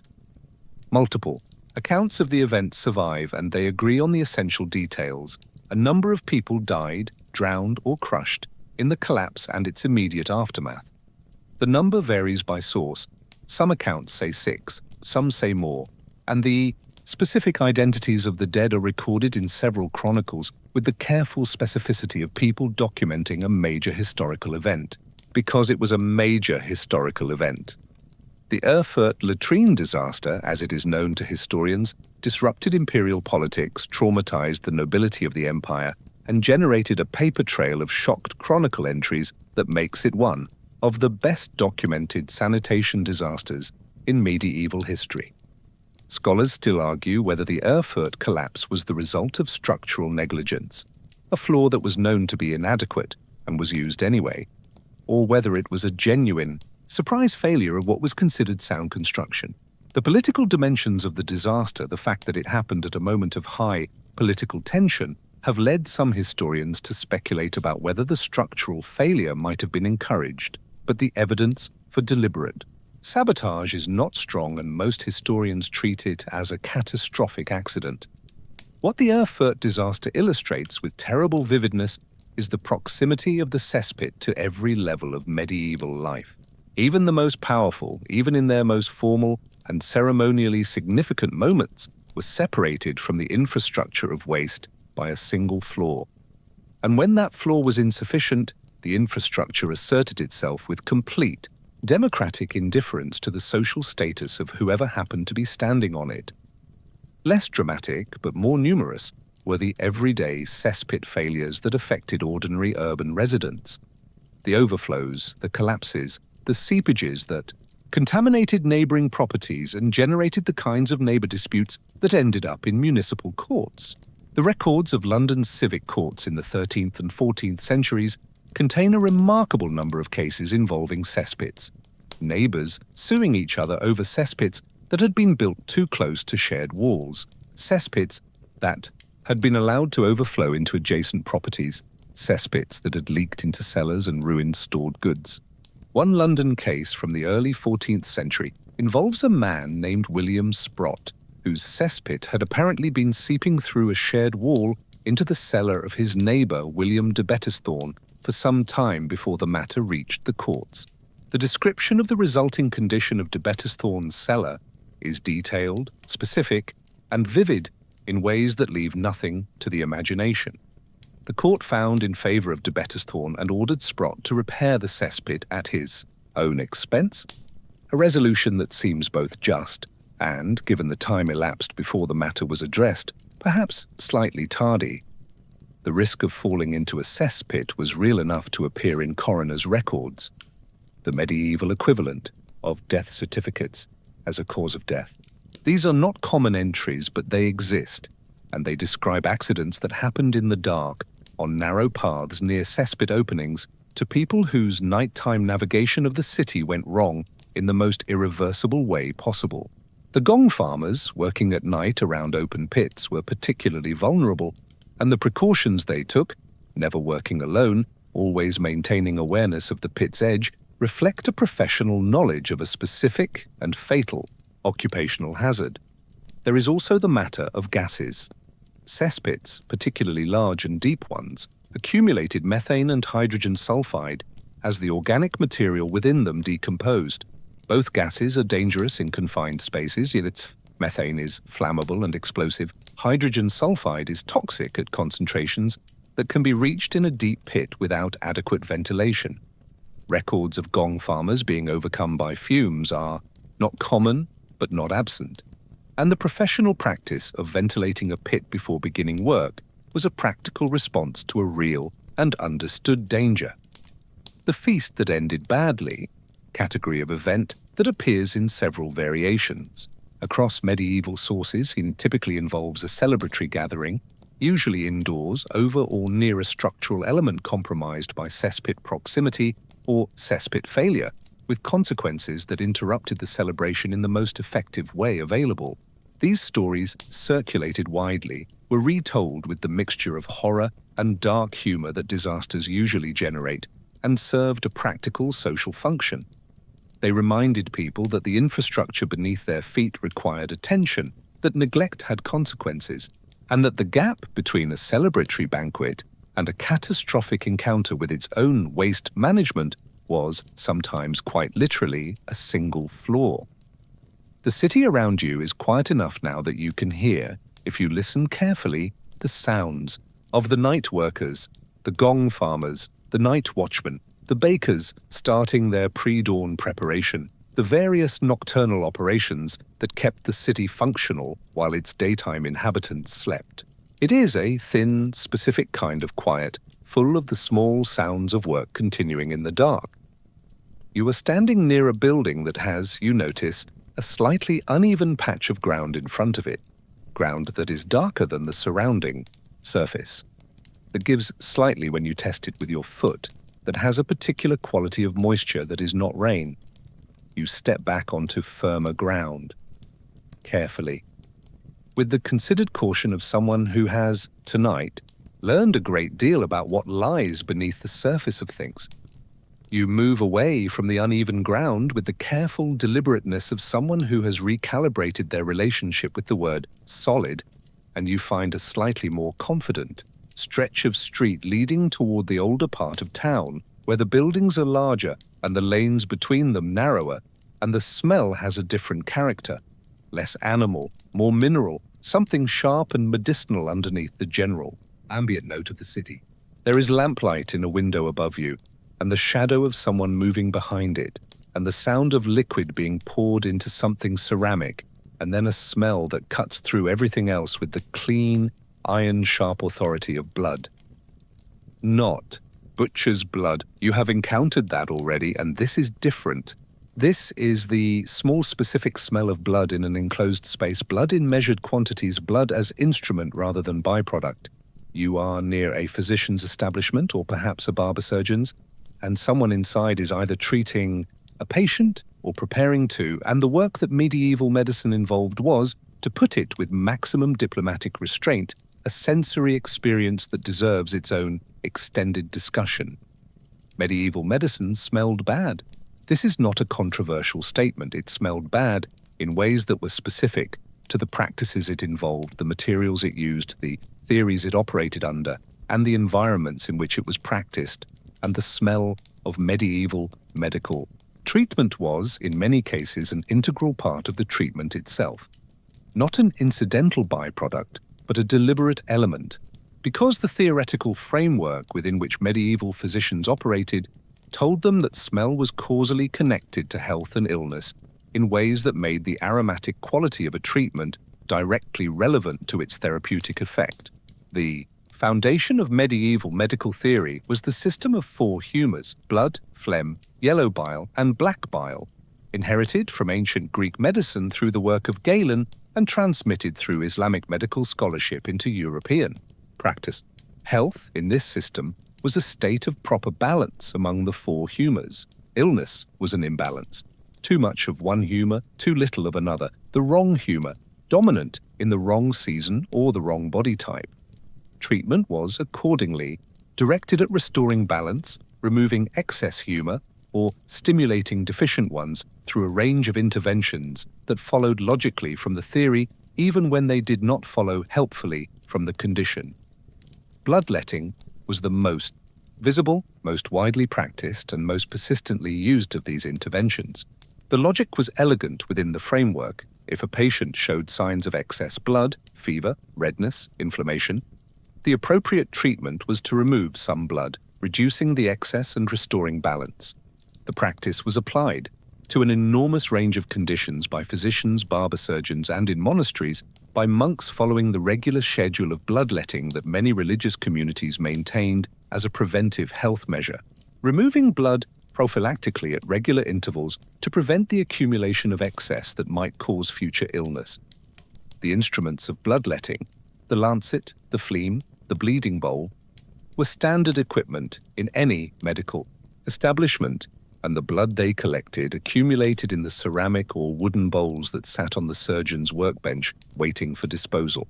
The disposal of bloodletting waste was one of the small, constant sources of organic material that contributed to the medieval street's ambient composition, because the blood had to go somewhere, and somewhere in a medieval city generally meant outside, into the street, into the drainage channel, into the general flow of organic matter that moved slowly toward the nearest waterway.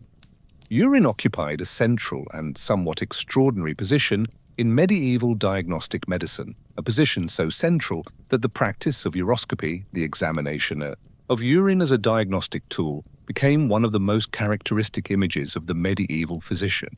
The urine flask, a round-bottomed glass vessel designed to hold and display a sample of urine for examination, was the symbol of the medical profession in the same way that the stethoscope is today, appearing in portraits of physicians, on signs above apothecaries, in manuscript illustrations of medical practice throughout the period. The examination of urine was taken seriously as a diagnostic method, and within the framework of humoral medicine it had a coherent rationale. Urine was understood as a product of the body's processing of its internal state, and its color, clarity, smell, consistency, and various other properties were read as indicators of the humoral balance within.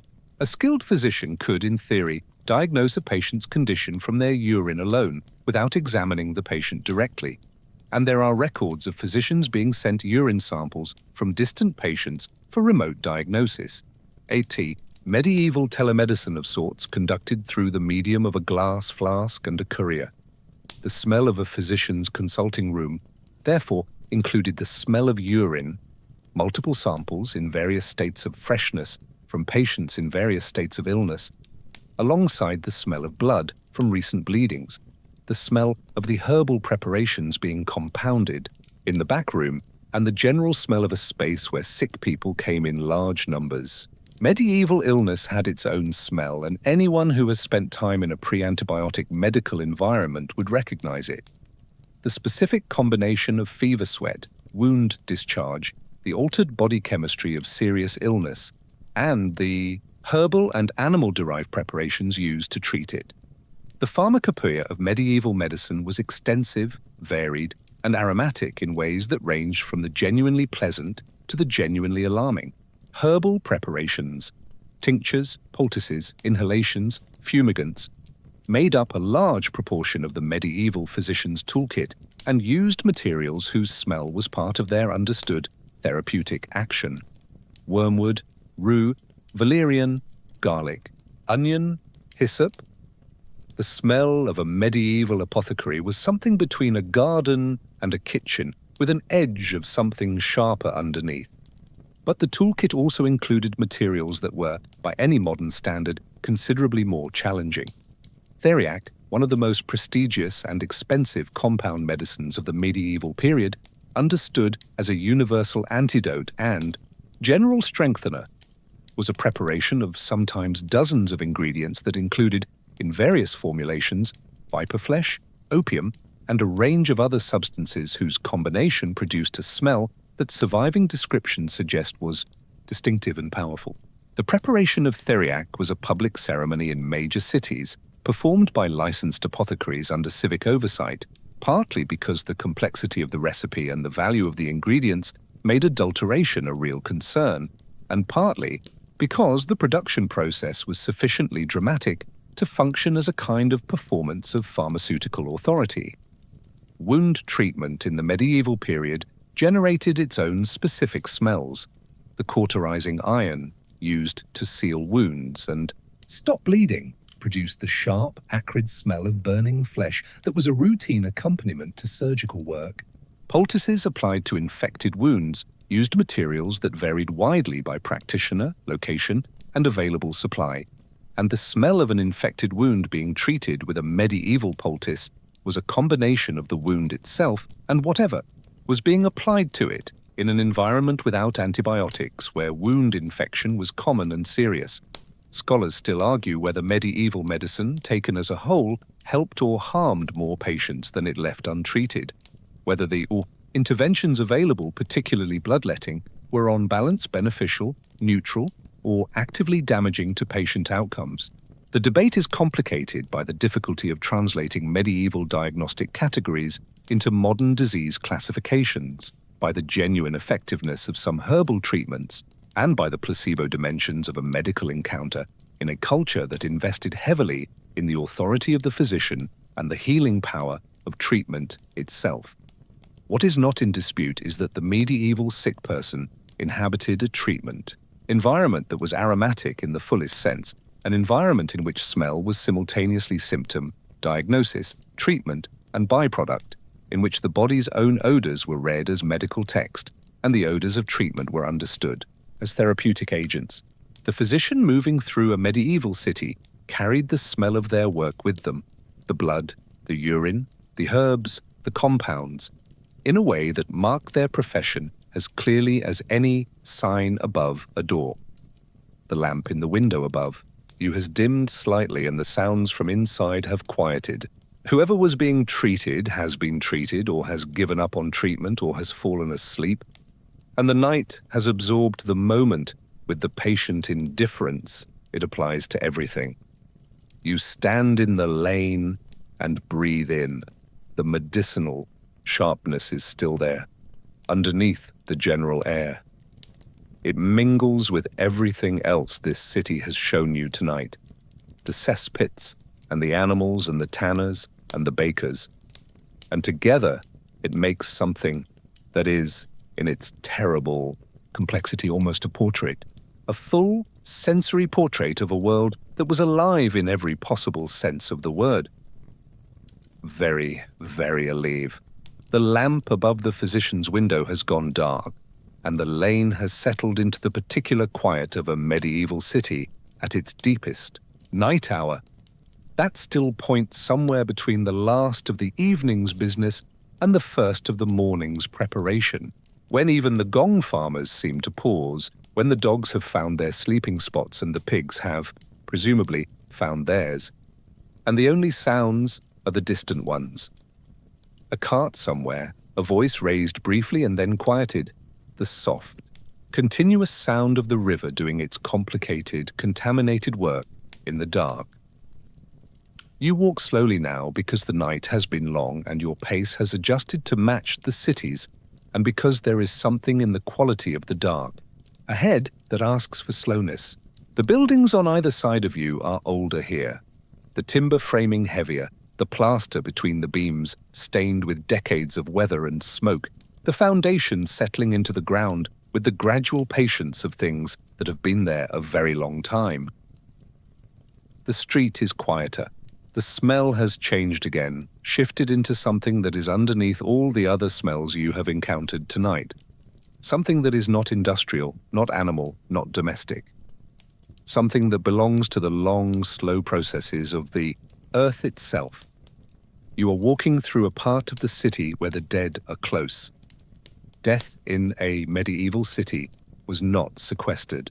It was not managed at a distance, processed in facilities outside the urban boundary, returned to the living in a form that had been carefully prepared to minimize its visible and olfactory reality.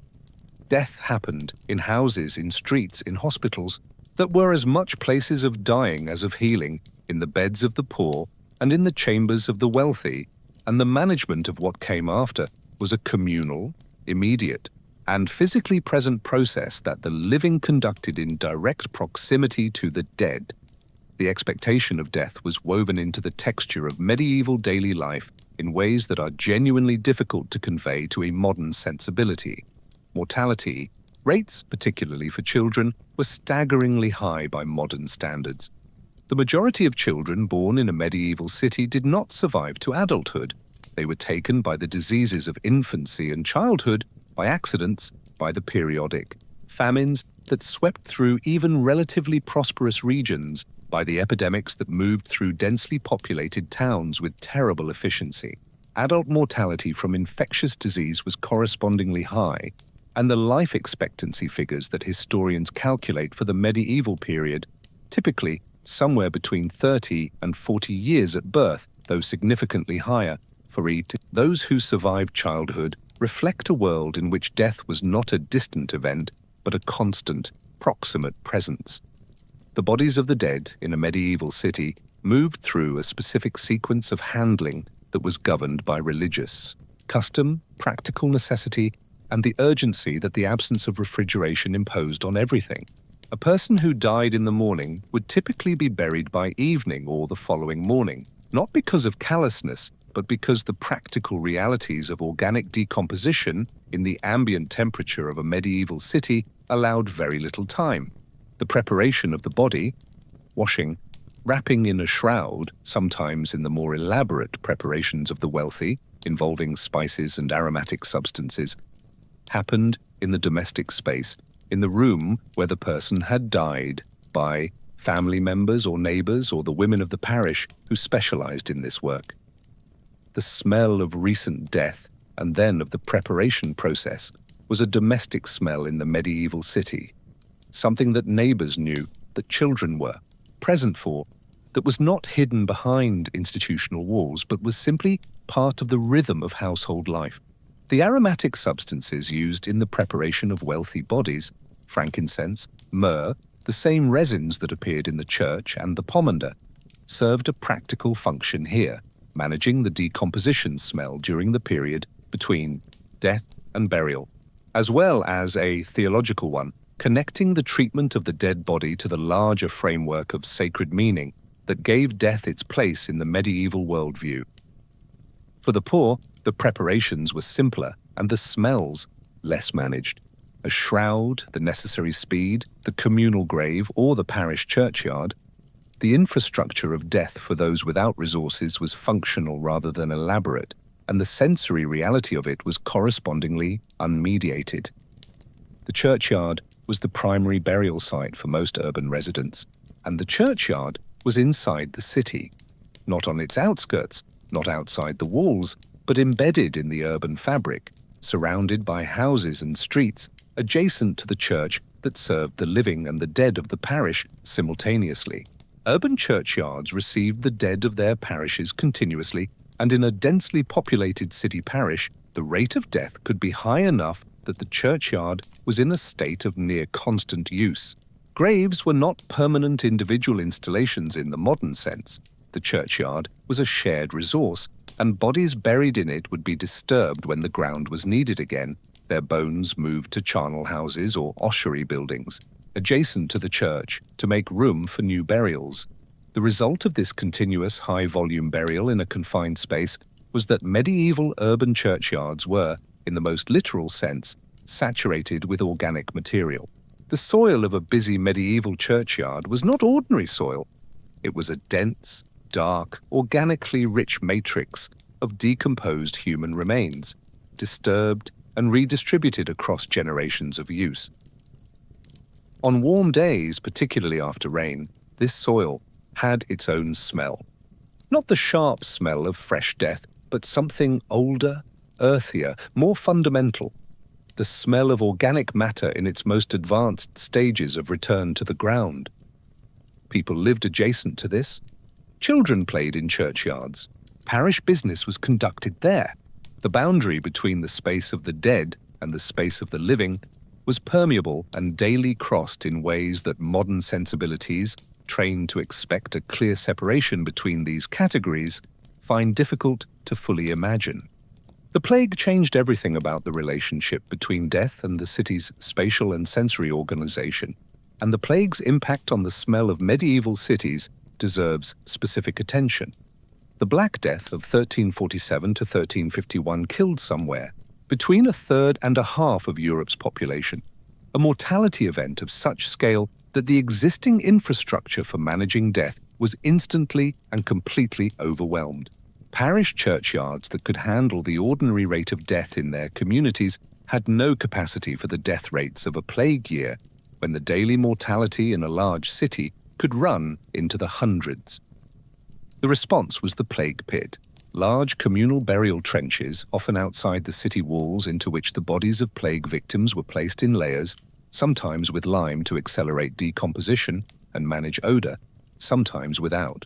These pits were large, they received bodies quickly, and they were used in conditions of such urgency and social disruption that the usual careful management of the dead, the washing, the shrouding, the individual grave, the prayers, was often impossible.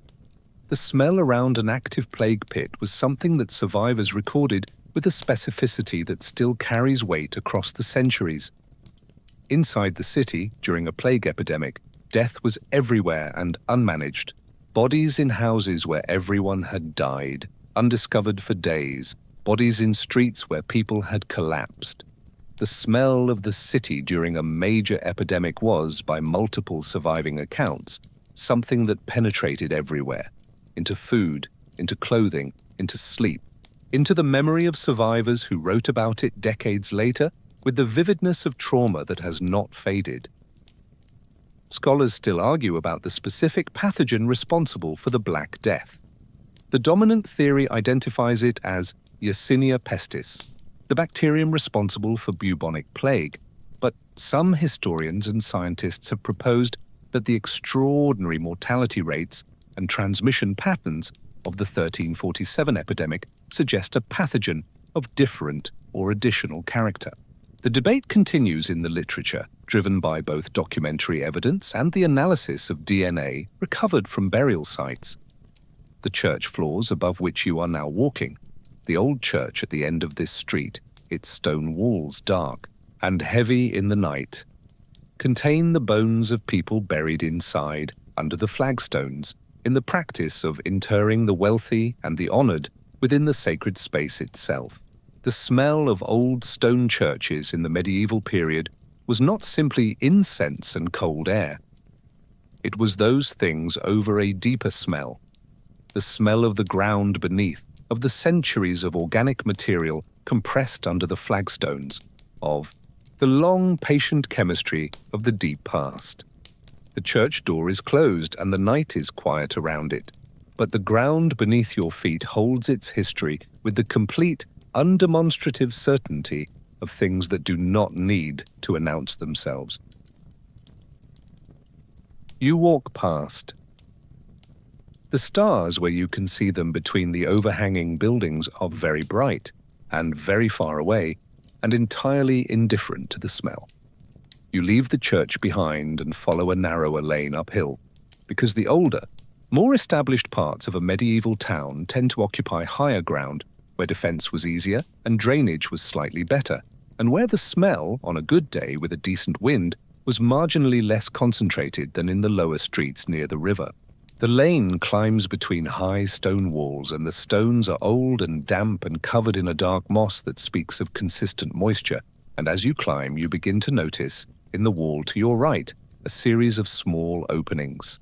Not windows, not doorways, but something in between, set at intervals along the wall, each one dark and slightly recessed and producing, from its interior, a smell that is specific and unmistakable, and that you now recognize with the confident familiarity of someone who has spent an educational evening in close proximity to medieval waste management.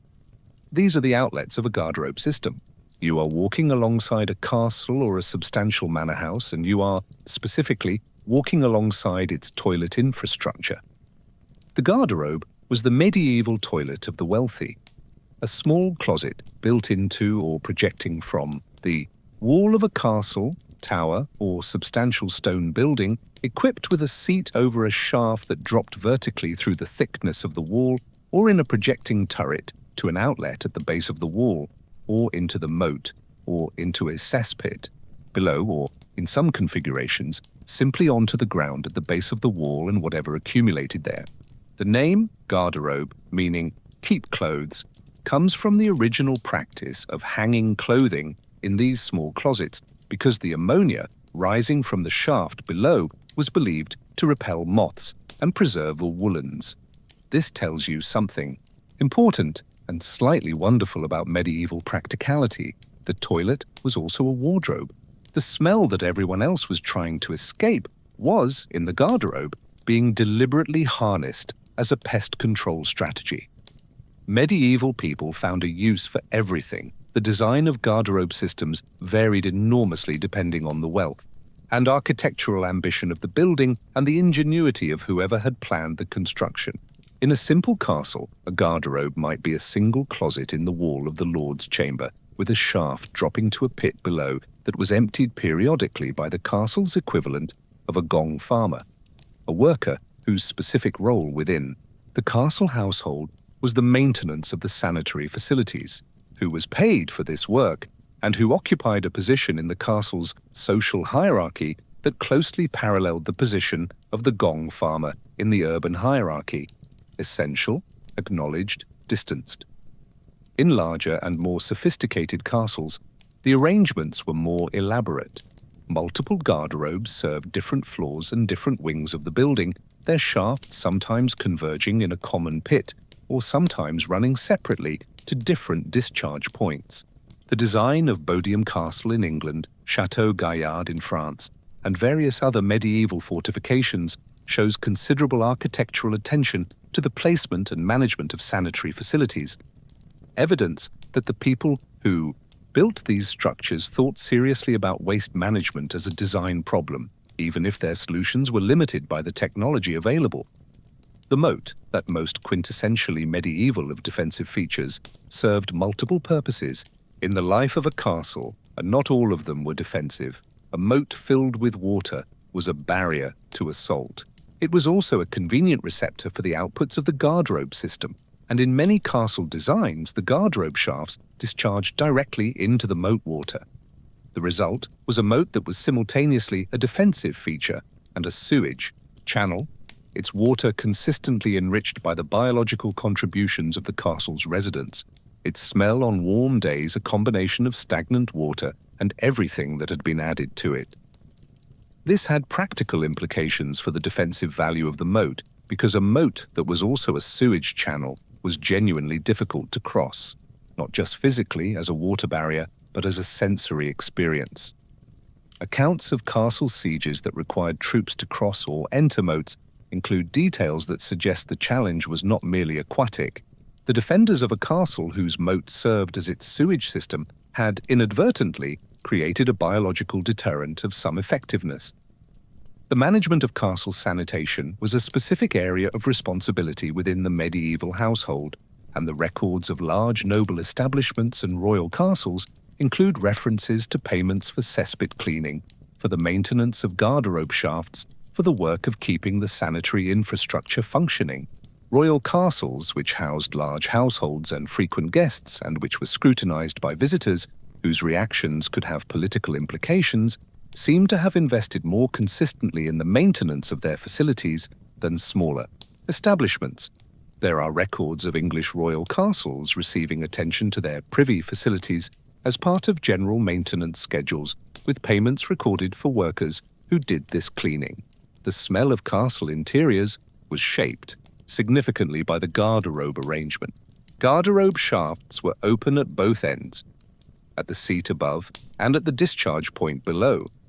And in castles where the shaft was internal to the wall rather than in a projecting turret, the shaft functioned as a chimney in reverse, drawing air from outside at the bottom and releasing it, with modifications, into the corridor or chamber where the garderobe closet was located. This meant that the garderobe smell was not fully contained within the closet. It migrated to varying degrees depending on wind direction and the specific design of the shaft, into the adjacent spaces. Tapestries and hangings, which are often understood primarily as decorative elements or as insulation against cold stone walls, also served a practical function in managing the smell of interior spaces in medieval buildings, absorbing and partially masking the ambient odors of a space that was heated by open fires, occupied by people and sometimes animals, and connected to its garderobe infrastructure through open shafts in the walls. The heavy wool of a medieval tapestry was, among other things, a smell filter, absorbing over years the accumulated atmosphere of the room it hung in and releasing it slowly, so that a well-used medieval tapestry was itself an olfactory record of everything that had happened in a room. The street-level equivalent of the garderobe, the public privy, the common toilet facility, shared by residents of a street or district who had no private cesspit, was a feature of larger medieval towns and cities, and it was managed with varying degrees of success by municipal authorities who understood the alternative to public facilities as the unrestricted use of the street itself, which was worse. Public privies were built over rivers where possible, so that the water carried their outputs away, or over large communal cesspits that required periodic emptying. Their maintenance was a municipal responsibility that was consistently underfunded, inconsistently performed, and a source of regular complaint from the residents of the surrounding streets. London Bridge, That remarkable medieval structure combining road crossing with residential and commercial buildings had public privies built into its structure that discharged directly into the Thames below. A logical arrangement given the availability of the river, and one that contributed in its small way to the Thames's general condition. The bridge privies were documented in various civic records and appear in at least one satirical medieval poem as an example of the gap between the grandeur of the structure and the practicality of its daily use. Scholars still argue whether the existence of public privy facilities in medieval cities represents a genuine civic investment in sanitary infrastructure, an early expression of the idea that the city had a responsibility for the sanitary conditions of its residents, or whether it simply represents a pragmatic response to the problem of streets being used as privies in the absence of any alternative. The distinction matters for understanding the development of public health thinking in the medieval period, but in practice, the facilities themselves, whatever their conceptual underpinning, were often inadequate to the demand they served. These garderobe openings in the wall beside you are dark and silent, their work done for the night. The wall above you rises into the dark, its stones old and slightly damp, and somewhere near the top of it, behind shuttered windows, people are sleeping. People who woke this morning and used these facilities and will wake tomorrow and use them again, as naturally and as unreflectively as you use your own, which is to say, without thinking about it, because that is what infrastructure does when it works. It removes itself from thought. The shaft in the wall does its quiet, gravity-assisted work. The city continues beneath you, alive in the dark. You carry on uphill.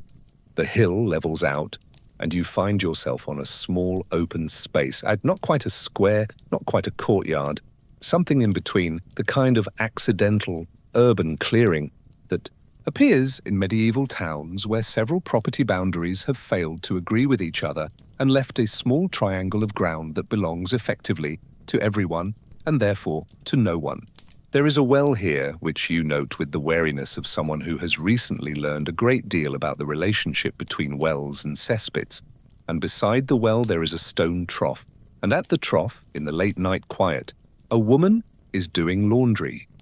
She is working by the light of a small lamp set on the edge of the trough, her sleeves rolled up, her arms moving with the rhythmic, automatic efficiency of someone doing a task they have done thousands of times. The water in the trough steams slightly. She has heated it, which means she has fuel to spare tonight, which means something about her economic situation that you note without dwelling on. She does not look up as you approach, and you stop at a respectful distance and watch for a moment, because there is something in the sight of this.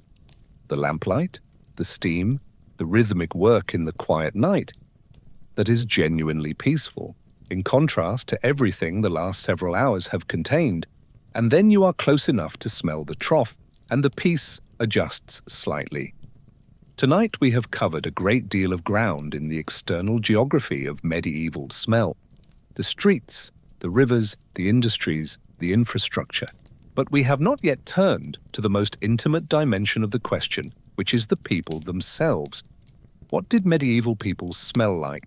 What were their personal hygiene practices? How did they manage their own bodies in an environment without running water, without soap in the modern sense, without deodorant, without the daily shower that most of the modern world now considers a basic operating requirement for social participation? The answer is more complicated and more interesting than the cartoon version that popular culture has sometimes offered, which is simply that medieval people were dirty and smelled terrible and never bathed, and were in general a magnificent advertisement for the invention of modern plumbing. That version is partly true and mostly misleading, and getting the real picture requires unpacking several different threads simultaneously. Start with bathing. The popular belief that medieval people never bathed is incorrect, and it is incorrect, in ways that historians have been patiently pointing out for several decades without fully dislodging the myth from public consciousness. Medieval people did bathe. They bathed in rivers and streams in warm months, in wooden tubs filled with heated water in domestic spaces, in the public bathhouses that existed in most towns of any size, in the bathhouses attached to some monasteries and hospitals, and in the natural hot springs that attracted visitors in places where they existed. Bathing was not considered unnatural, unhealthy, or morally suspicious in the early medieval period. It was considered normal, desirable, and a mark of civilization. The public bathhouse, the stew in English, the Badhaus in German, the étuves in French, was a regular feature of medieval urban life from at least the 12th century onward, and in larger cities these establishments were numerous, busy, and socially varied. Some were respectable facilities where people of various social levels came to wash, socialize, and relax. Others were establishments where the bathing was incidental to other services, and the reputation of bathhouses as spaces of sexual commerce was widespread enough to generate periodic ecclesiastical and municipal regulation. The frequency with which people bathed varied enormously by social class, access to facilities, season, and individual preference. Wealthy individuals with private bathing facilities and servants to heat water could bathe as often as they chose, and some clearly bathed regularly. Manuals of courtly behavior from the period recommend bathing, washing the hands before meals, cleaning the teeth, and various other practices that suggest an audience expected to aspire to cleanliness. The practical constraints were greater for the poor. Heating water required fuel, which cost money, and time spent bathing was time not spent working, which was also a cost. But the crucial complication in the medieval hygiene picture is that bathing frequency declined significantly in the later medieval period, and the reason is one of history's more consequential medical misunderstandings. Following the Black Death and the general anxiety about disease transmission that characterized the later 14th and 15th centuries, medical opinion shifted toward a view that bathing was dangerous.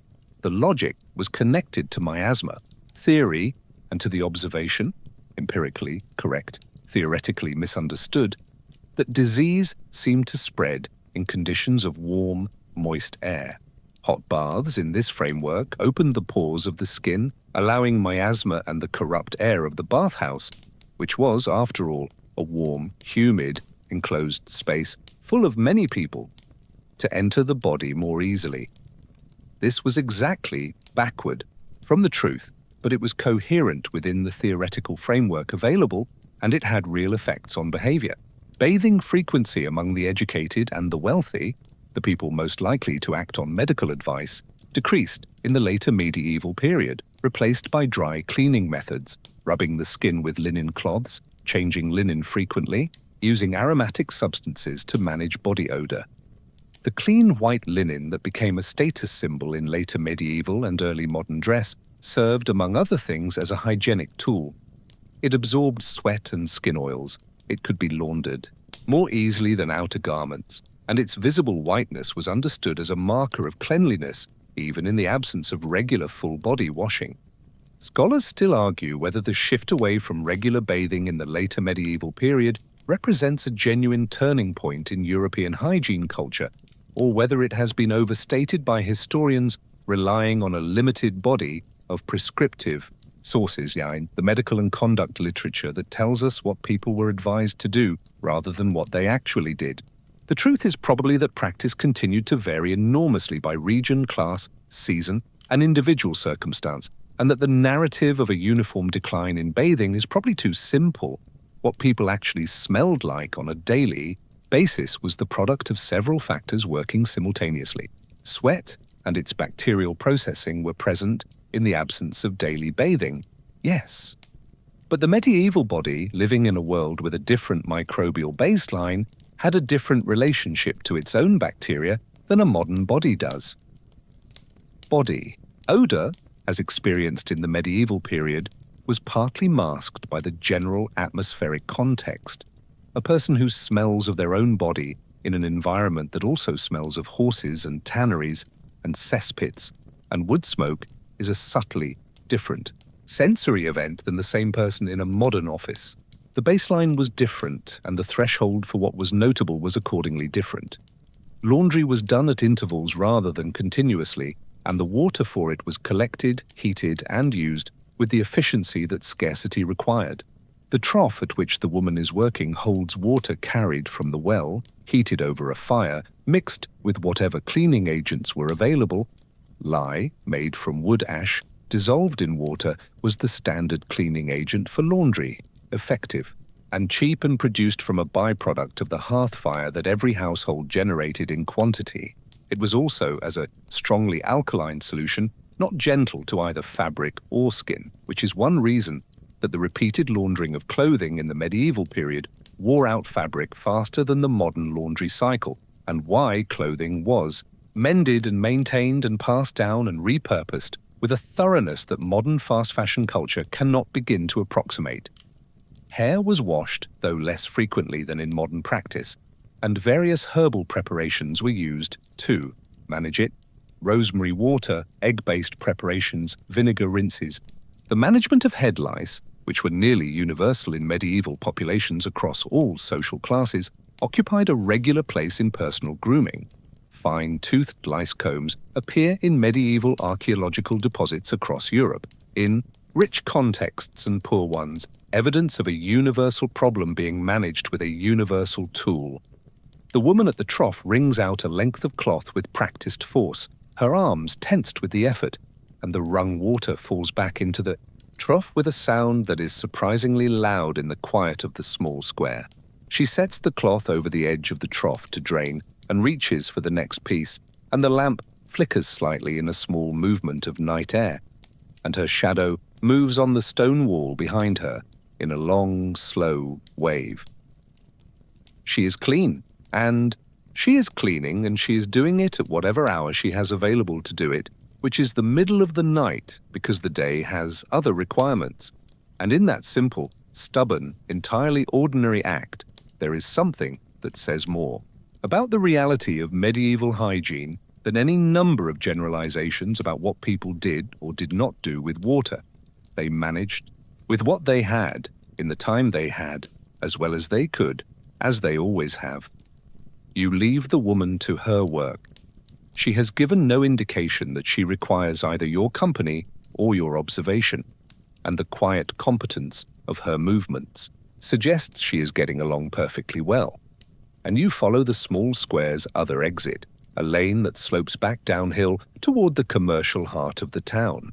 The night is at that point now where it is closer to morning than to evening, and the darkness has taken on the particular quality of very late night, a deep, held stillness that feels less like the city sleeping and more like the city pausing, drawing breath between the rhythms of rest and renewal.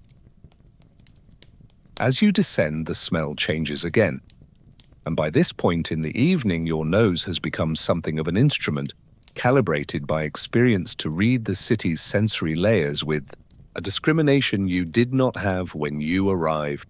You can identify now individual notes within the general composition, the animal warmth of the stable district to your left, the distant chemical sharpness of the tanning quarter still threading through everything from its position upriver, the wood smoke of banked fires in 100 hearths, the river's permanent bass note beneath it all, and threading through these, something new, something that carries the particular excitement of daytime in its molecules, a smell that is not of the night, but that is beginning to assert itself in advance of the morning, as if the market knows.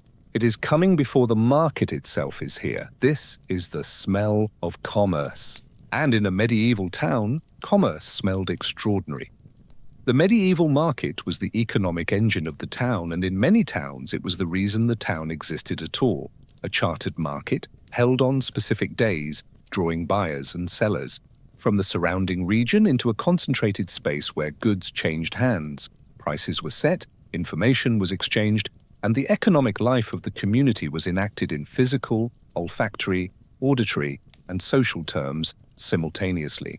The market was not just an economic event, it was the town's primary performance of itself, the moment when it was most fully what it was.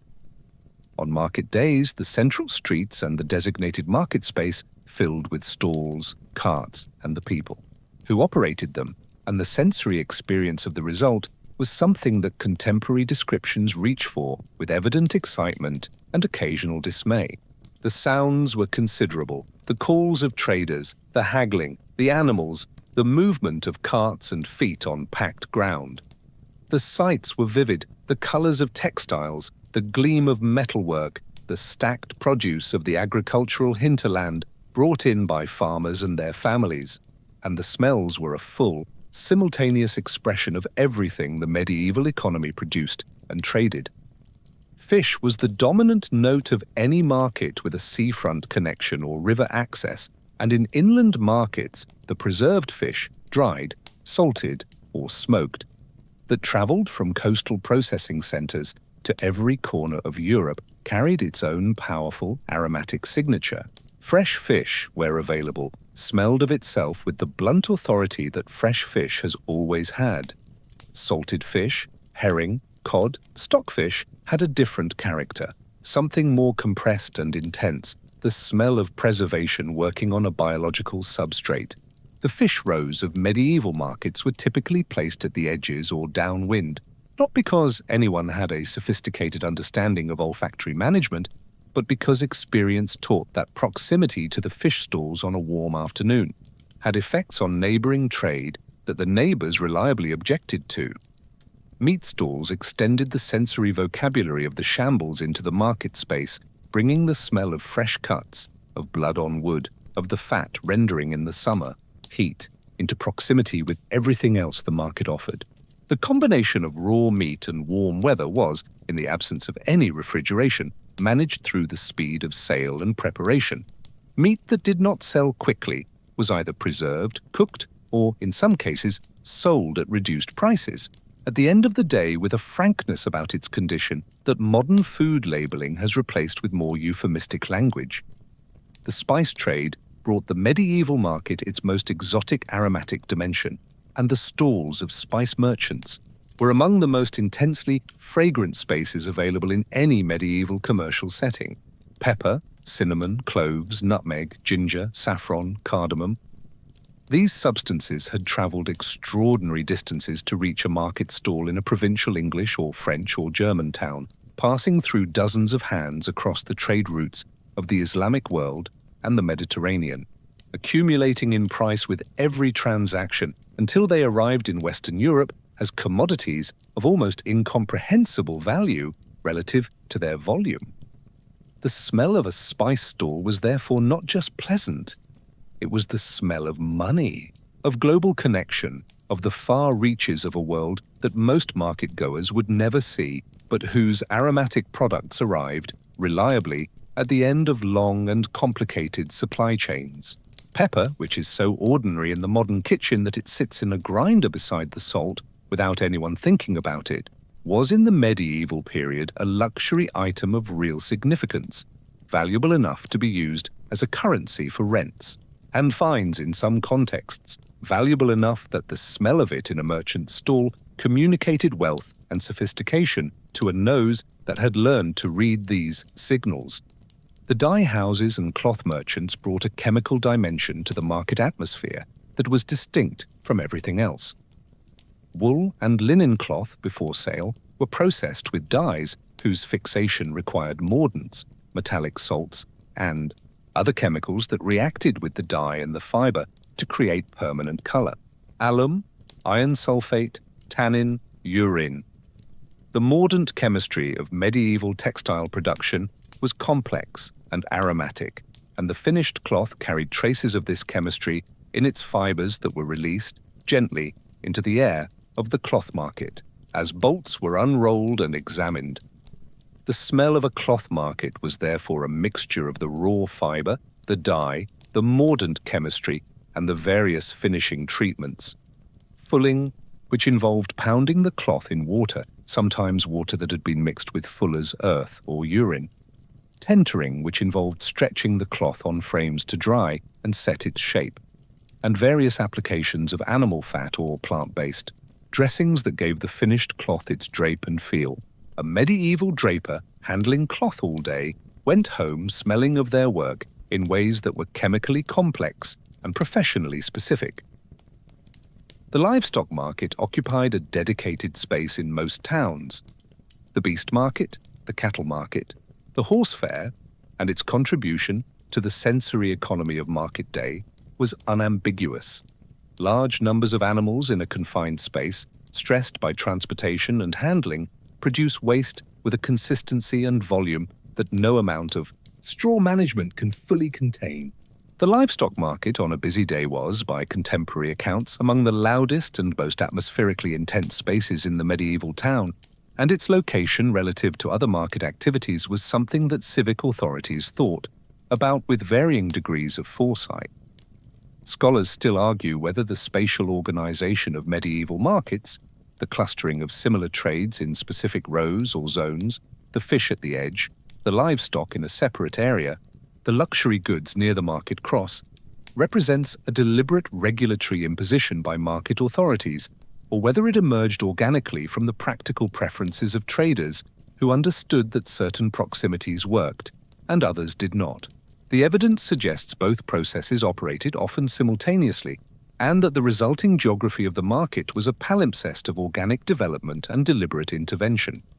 The herbalists and the apothecaries brought the most medically inflected smells to the market, the dried herbs, the prepared medicines, the aromatic substances that served both therapeutic and culinary purposes, the boundary between medicine and food being considerably less distinct in the medieval period than it is today. A market stall selling dried lavender, dried wormwood, prepared theriac and pickled ginger was operating in a space where pharmacy and cookery overlapped without apology, and the smell of it was accordingly both medicinal and appetizing. The market is not here tonight. The stalls are absent, the space empty, the smell residual rather than active. But the residue is there, in the ground of the market square, in the wooden surfaces of the permanent stalls that line its edges, in the general atmosphere of a space that has been used for commerce for generations and carries the accumulated sensory memory of every market day in its material fabric. You stand in the empty market square, and the ghost of 10,000 market days is in the air around you, spice and blood and fish and dye and livestock and fresh bread, and the human smell of crowds and the animal smell of wealth moving through hands. And it is, in its way, magnificent, the most alive thing you have encountered all night. You sit for a moment on the edge of the empty market's stone well cover, not the well itself. You have learned your lessons about wells, and let the quiet of the square settle around you. The market ghost fades, and what replaces it is the actual night, the actual empty space, the actual smell of absence where the day's commerce has been. Your feet are tired, which is historically accurate, because medieval streets were not designed for comfort, and the ground you have been walking on has been the product of centuries of organic accumulation rather than anything designed for the ease of pedestrian traffic. It is in this quiet moment that you become aware of something you have been walking past all evening without fully attending to. The spaces between the buildings, the alleys and doorways and shadowed corners where the lamplight does not reach, where the city's invisible population lives its invisible life. Because the medieval city was not populated only by the bakers and the tanners, and the gong farmers and the merchants and the physicians. It was populated also by the people who inhabited the margins of all those economies, the people for whom the city's systems, such as they were, had never been designed and to whom its protections were most inconsistently extended. You see a small shape in a doorway across the square, then another beside the first, children sleeping in a doorway at this hour of the night. And even from here you can read the situation in the quality of their positioning, the way they are folded against each other for warmth, the way the older one has arranged their body around the younger one in the instinctive geometry of protection, the way neither of them has a blanket, which means neither of them has a home in any sense that includes a blanket. Street children in medieval towns were a constant presence and a consistently acknowledged social problem. Acknowledged in the sense that they appeared in the records. of hospitals, monasteries, civic institutions, and legal proceedings, generating documentation that allows historians to say with confidence that they existed in significant numbers, that their lives were characterized by specific and predictable hardships, and that the social response to their existence was a mixture of charity, exploitation, indifference, and occasional genuine care that mirrors the complexity of social responses to child poverty in every era. The children of the medieval street inhabited the sensory world of the city at its most unmediated, at ground level, without the protections of domestic walls, without the management of smell and contamination, that even a modest household provided, without the seasonal adjustment that having a home allows. They slept where the city's organic material was thickest, in doorways and against walls where the ground had its heaviest accumulation, in spaces beside middens and near the drainage channels that carried the street's liquid waste, because these were the spaces that offered some protection from wind and from the attention of people who might move them on. The smell of the medieval street at ground level was different from the smell at adult height. Denser, wetter, more actively biological, closer to the decomposition processes happening in the accumulated organic layer that was the street surface. Children who lived in this space full-time inhabited a microbial environment of extraordinary richness, which conferred, at significant cost in early mortality, immunological adaptations that allowed many of them to survive conditions that would rapidly disable an adult from a clean environment. This is not a silver lining. It is a mechanism operating with complete indifference to the cost it extracted. The economic survival strategies of street children in medieval towns were as varied as the children themselves and as circumscribed by their circumstances. The most fundamental was begging, the direct solicitation of alms from passers-by, which was practiced within a theological and social framework that understood charitable giving as a spiritual obligation of the giver and the presence of the poor as a necessary feature of a world in which the virtue of charity needed objects. Medieval Christianity had a complex and ambivalent relationship to poverty. It was simultaneously a sign of spiritual danger, a state of vulnerability deserving compassion, and a condition that served the spiritual needs of the wealthy by providing them with opportunities for charitable merit. This theological framework meant that begging was, within limits, socially tolerated in ways that it has not always been in subsequent eras, and that the beggar's position in the urban social landscape, while low, was not without its acknowledged place. Beggars congregated at church doors, at market entrances, at the gates of monasteries and hospitals, at the intersections of busy streets, wherever the flow of people with resources was greatest and the social expectation of charitable response was strongest.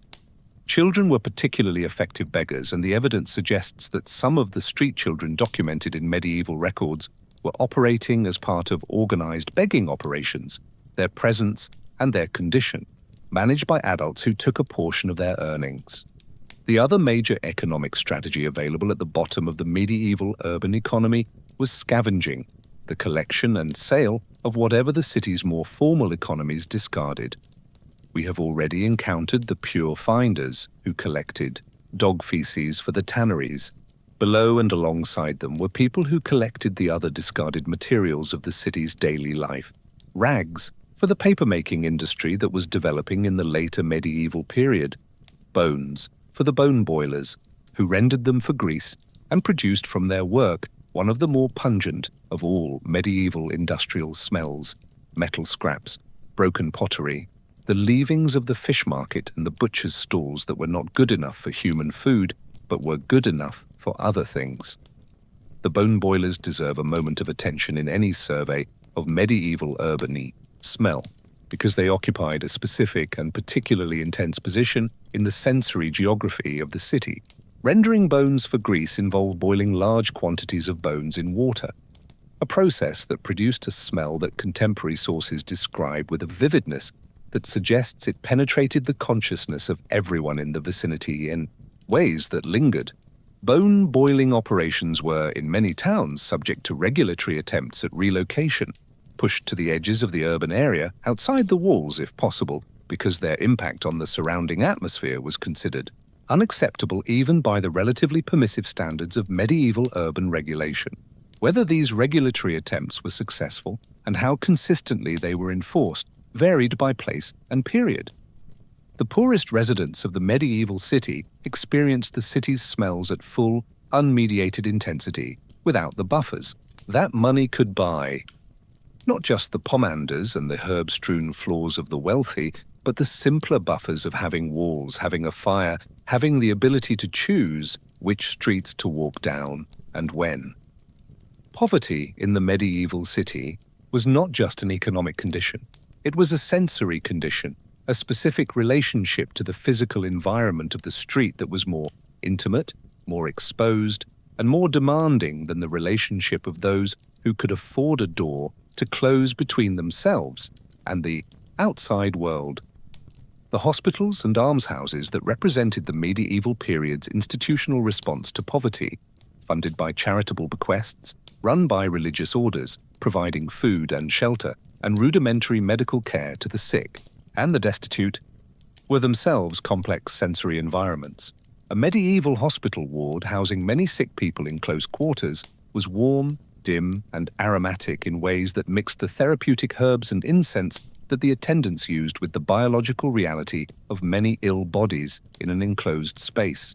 The care that was provided was genuine, and the commitment of those who provided it was often extraordinary, but the conditions were, by modern standards, challenging in ways that extended well beyond the olfactory. The two children in the doorway have not moved. The older one has adjusted slightly, pulling the younger one closer, and the movement is so automatic, so deeply habitual, that it happens without either of them waking. It is a small, complete act of care, conducted in the dark, in a doorway, in a medieval city that is not looking at them. You look at them for a moment. The city breathes around all three of you, its smells and its sounds and its darkness, and you feel with a clarity that the long night has sharpened the full weight of what it meant to be at the bottom of this world. Not the picturesque poverty of historical imagination, not the quaint hardship of period drama, but the real, physical, sensory, daily experience of a life lived entirely at the mercy of everything the city produced and discarded. The night is very quiet. The stars are still bright, where the buildings allow them. You leave the children to their sleep and move on gently into the dark. You move away from the market square through a passage between two buildings. A covered walkway, its ceiling, low enough that you can feel the change in air as you enter it, the temperature dropping slightly, the smell concentrating in the enclosed space before releasing you at the other end into a wider street where the church stands. Not the old church from earlier, a different one, larger, its tower rising above the surrounding roofline into the night sky with the calm, unhurried authority of a building that was built to outlast everything around it and has been succeeding. At this project for several centuries, the church door is open. This is not unusual. Many medieval churches remained open through the night, available for prayer, for shelter, for the various devotional practices that were not confined to daylight hours in a culture where the sacred and the daily were not separated by the kind of institutional boundary that modern secularism tends to impose between them. Light comes from inside, candles, several of them, burning at an altar somewhere in the interior, their light reaching the doorway as a warm, amber glow that is the most genuinely welcoming thing you have seen since the baker's cat. You step inside. The smell hits you immediately, and it is complicated. It is the smell of stone, first of all. That specific mineral coldness that old stone buildings carry regardless of how warm the air inside them is. A smell that is geological, ancient, slightly damp, entirely distinct from any biological or chemical process. And over the stone, and through it, and transforming it, incense. Not fresh incense burning now, but the accumulated residue of years and decades of incense burning, soaked into the stone walls and the wooden furnishings and the fabric of the hangings, releasing itself slowly and continuously into the air of the interior so that the church smells of incense even when no incense is burning. It is a ghost smell, a memory smell, the smell of every service that has ever been held in this building, compressed and preserved in the material of the walls themselves. And underneath the incense, underneath everything, rising from the floor, that other smell, the one you identified when you walked past the old church earlier, the deep, earthen, ancient smell of the ground beneath the flagstones, where generations of the parish's dead lie in their layered rest, contributing their slow chemistry to the atmosphere of the space above them, in a way that the incense and the candle smoke and the cold stone do not quite cover, do not quite transform, but that they contextualize, frame, in a theological sense, within a larger meaning that changes how the smell is received. The use of incense in Christian worship had been continuous since the early centuries of the Church, inherited from Jewish temple practice and from the broader Mediterranean religious culture in which Christianity emerged, and it carried multiple meanings simultaneously that reinforced each other in the specific context of medieval Catholic practice. Theologically, incense was connected to prayer. Its rising smoke was a visual metaphor for prayer ascending toward God, connection explicit in the Psalms and developed extensively in Christian liturgical commentary. The smell of incense was therefore not just pleasant or practical but meaningful. It was a sacred smell, a smell associated with the presence of the divine, a smell that participation in worship was supposed to produce and that the production of was understood as itself a devotional act. Practically, incense served as a fumigant. Burning resins released compounds that had genuine antimicrobial properties, and the continuous burning of incense in a space where large numbers of people gathered regularly was not entirely without effect on the microbial quality of the air, even if the effect was modest compared to what modern ventilation and disinfection can achieve. The practical and the theological work together here, in the same way they work together in the pomander and the herb-strewn floor. The medieval sacred and the medieval practical were not separate categories operating in parallel, but a single integrated system in which spiritual meaning and physical management were aspects of the same act. The theology of smell in medieval Christianity was developed and explicit in ways that the modern church has largely set aside. The distinction between sweet smells and foul smells was mapped onto the distinction between the sacred and the sinful, the pure and the corrupt, the divine and the demonic, in a framework that gave sensory experience a direct moral and spiritual significance. Sweet smells, incense, flowers, the aromatic exhalations attributed to the bodies of certain saints, were signs of sanctity, of divine favor, of spiritual purity. Foul smells were signs of corruption in both the physical and moral sense, signs of sin, of disease, understood as spiritual as well as physical disorder, of the proximity of evil. The odor of sanctity, the sweet smell supposedly emanating from the bodies of saints, both during their lives and after their deaths, was a specific and important category in medieval hagiography, the literature of saints' lives. Saints were reported to smell of roses, of lilies, of incense, of a sweetness that had no natural source and that was therefore understood as evidence of their holiness, their bodies transformed by spiritual purity into something that transcended the ordinary biological processes that made ordinary bodies smell as they did. The bodies of saints were sometimes reported to be incorrupt, not decomposing after death in the normal way, and this incorruption was accompanied by sweet smell rather than the smell of decomposition, a miraculous reversal of the natural order that served as evidence of the saint's special status. This theology had practical implications for how medieval people interpreted and responded to the smells of their environment. A space that smelled bad was, in this framework, not just unpleasant but spiritually suspect, contaminated in a sense that went beyond the physical, associated with disease and sin and the presence of forces hostile to human well-being. The fumigation of sick spaces with aromatic burning substances was therefore simultaneously a medical intervention, a spiritual purification, and a practical acknowledgement of the connection between smell and disease that miasma theory had established. The church's fumigation rituals, the swinging of the thurible, the censing of the altar and the congregation, the burning of specific resins at specific moments in the liturgy, were expressions of this integrated understanding, and their regular performance in the context of daily and weekly worship meant that the smell of incense was deeply conditioned into the sensory memory of everyone who participated in medieval Catholic practice, which was effectively the entire population of Western Europe. To smell incense was to be in the presence of the sacred, and the smell of the sacred was specifically distinguished from the smell of the everyday world outside the church doors. The church also attempted at various points and through various mechanisms to manage the smell of its immediate urban environment. Not just the interior of the building, but the street outside, the churchyard, the spaces adjacent to the sacred precincts.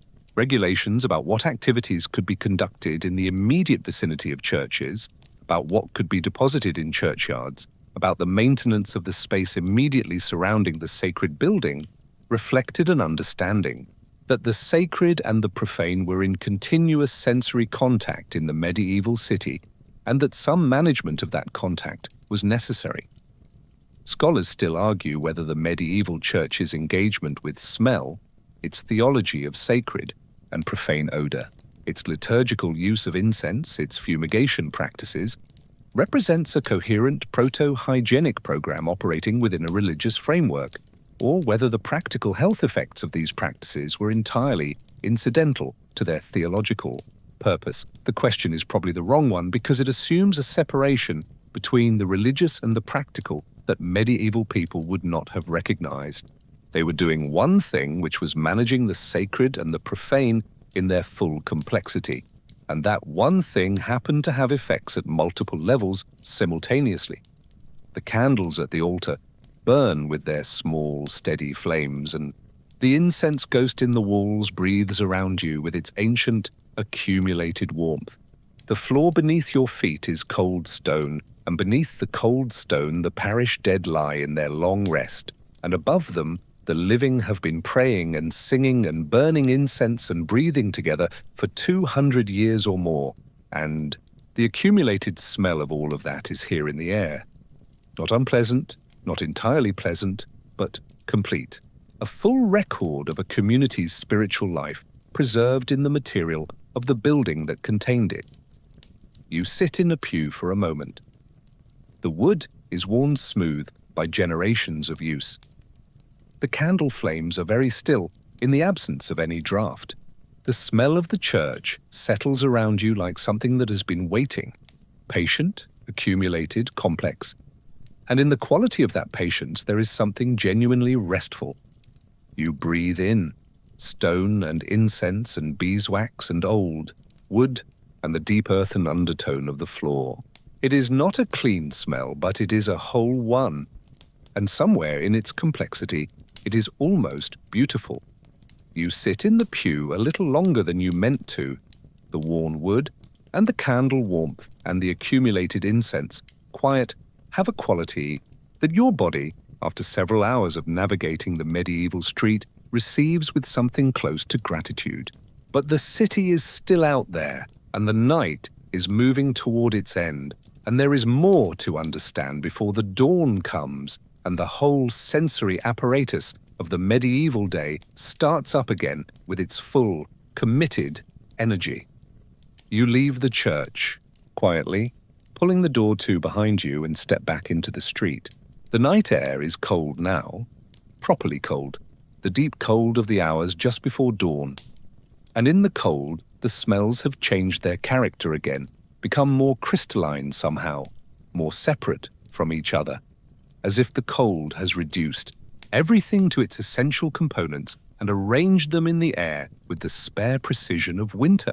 You can smell the river from here, and the distant tanneries, and the wood smoke of the last banked fires, and underneath all of it, the fundamental smell of the city itself, the organic, layered, deeply historical smell of ground that has been inhabited continuously for a very long time. And it is this smell, this fundamental, inescapable, ambient smell of the inhabited medieval city that brings us to what is perhaps the most interesting question of the whole evening.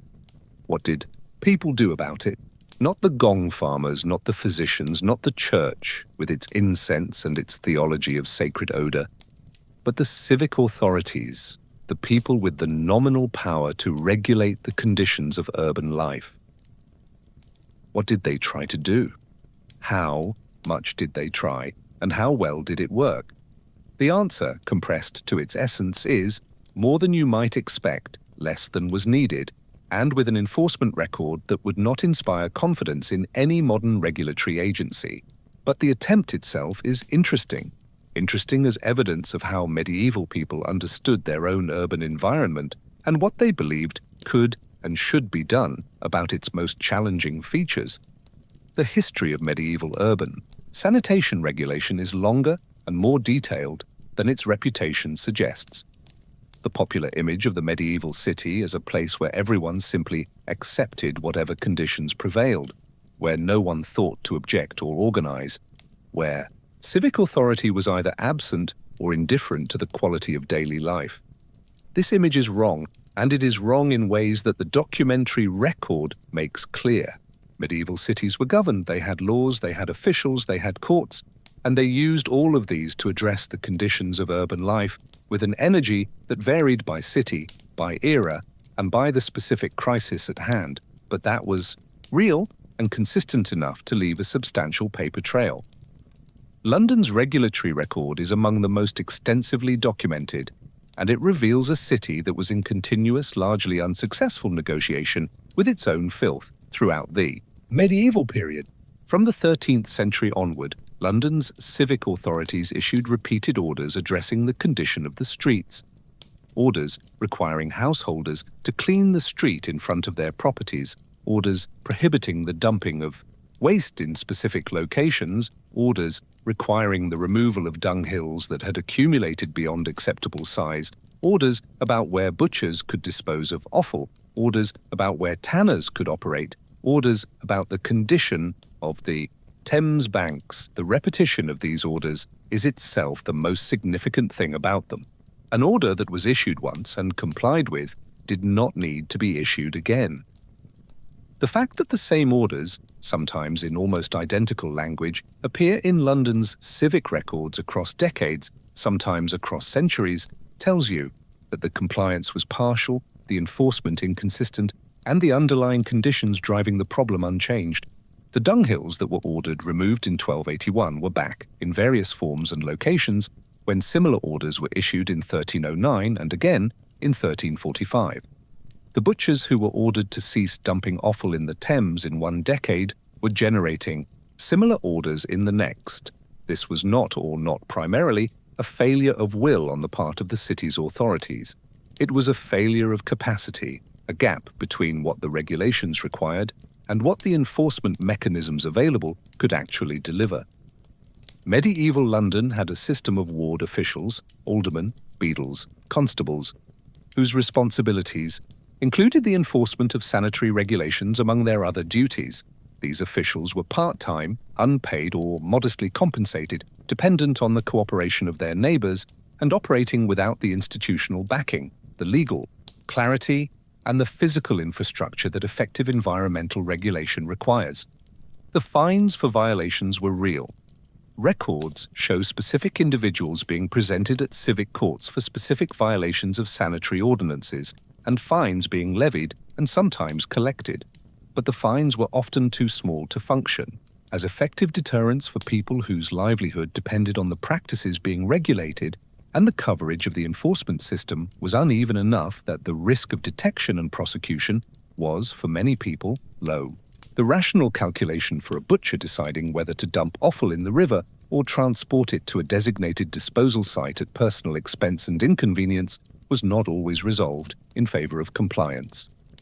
Paris developed an interesting, parallel regulatory tradition, and the French records reveal similar patterns. Ambitious ordinances, enthusiastic initial enforcement, gradual relaxation, periodic, crisis-driven renewal. The Provost of Paris issued regulations about street cleaning and waste disposal repeatedly throughout the 13th and 14th centuries, and the attempts to establish a professional street cleaning service, workers paid by the city, to maintain the streets, represent an early experiment in municipal sanitation that was, in various forms, tried and abandoned and tried again across the medieval period.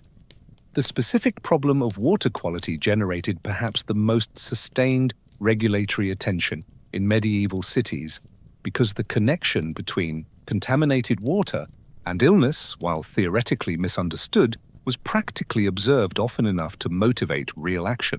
Attempts to separate water sources from waste disposal, establishing protected zones around wells and conduits, restricting the operations of polluting industries near water sources, maintaining the cleanliness of public water facilities, appear in the records of cities across Europe with a consistency that suggests a widespread, if imperfect, understanding of the relationship between water management and public health.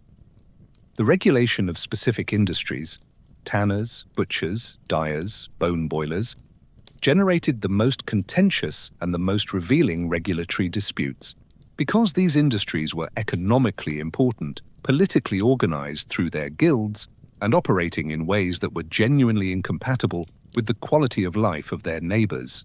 The disputes between tanning guilds and city authorities over the location and operating conditions of tanneries dragged on across decades in city after city, resolving sometimes in relocation, sometimes in compromise operating conditions, sometimes in the effective victory of the guild over the regulators, depending on the relative political weight of the parties involved.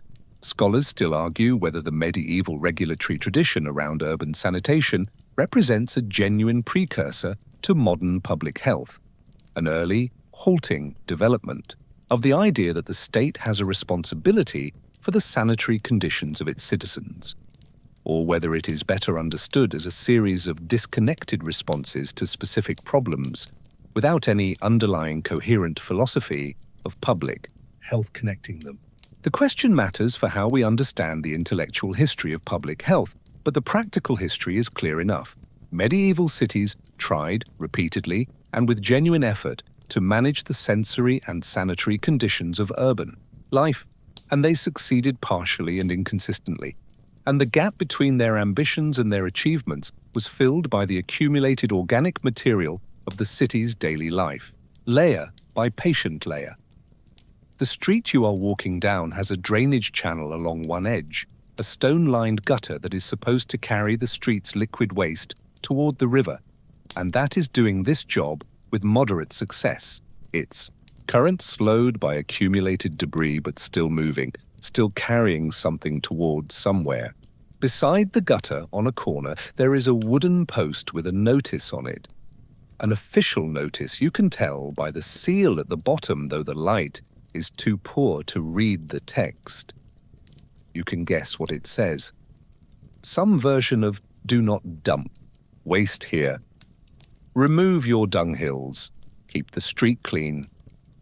The penalty for violation is something that the violators have calculated against the probability of enforcement and found acceptable. The notice flaps slightly in the cold pre-dawn air, patient and largely ignored, doing its best. You understand exactly how it feels. The cold is deeper now than it has been all night, and you pull your... Well, you do not have a cloak because you did not plan for this particular evening's itinerary, which is a metaphor of some kind for the entire experience of walking through a medieval city without having been born in one. You fold your arms instead, and you walk, and the walking generates its own warmth. And in the warmth and the motion and the deep quiet of the pre-dawn street, something shifts in your relationship to the city around you. It is hard to say exactly when it happened. At what point in the last several hours the smell went from being an assault to being a condition, from being something that demanded your attention at every breath to being simply the air of this particular place, the atmospheric signature of this particular world. But it has happened. Somewhere between the tanneries and the church, between the cesspit lane and the market square, between the physician's window and the children in the doorway, your nose has done what noses do when the stimulation is continuous and sustained and inescapable. It has adapted. Not permanently. You would notice the smell again immediately if you left and came back, as any medieval traveler arriving in a city after days in the clean air of the countryside could attest. But for now, in this moment, walking through the pre-dawn streets of a city you have been inhabiting for hours, the smell is background. It is context. It is, in the most technical sensory biological sense of the term, normal.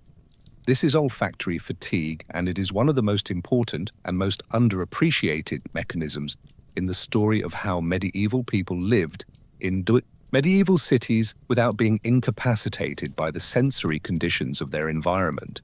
The human olfactory system, unlike vision or hearing, adapts to constant stimulation with remarkable speed and thoroughness. A smell that is overwhelming on first encounter can become essentially undetectable within minutes to hours of continuous exposure, as the olfactory receptors saturate and the brain, receiving no new information from the unchanging signal, progressively reduces its attentional weight. Medieval urban residents, born into the sensory environment of their city and living in it continuously, were not experiencing the medieval street the way you have been experiencing it tonight. They were not holding their breath past the tanneries or steeling themselves before rounding the corner near the shambles.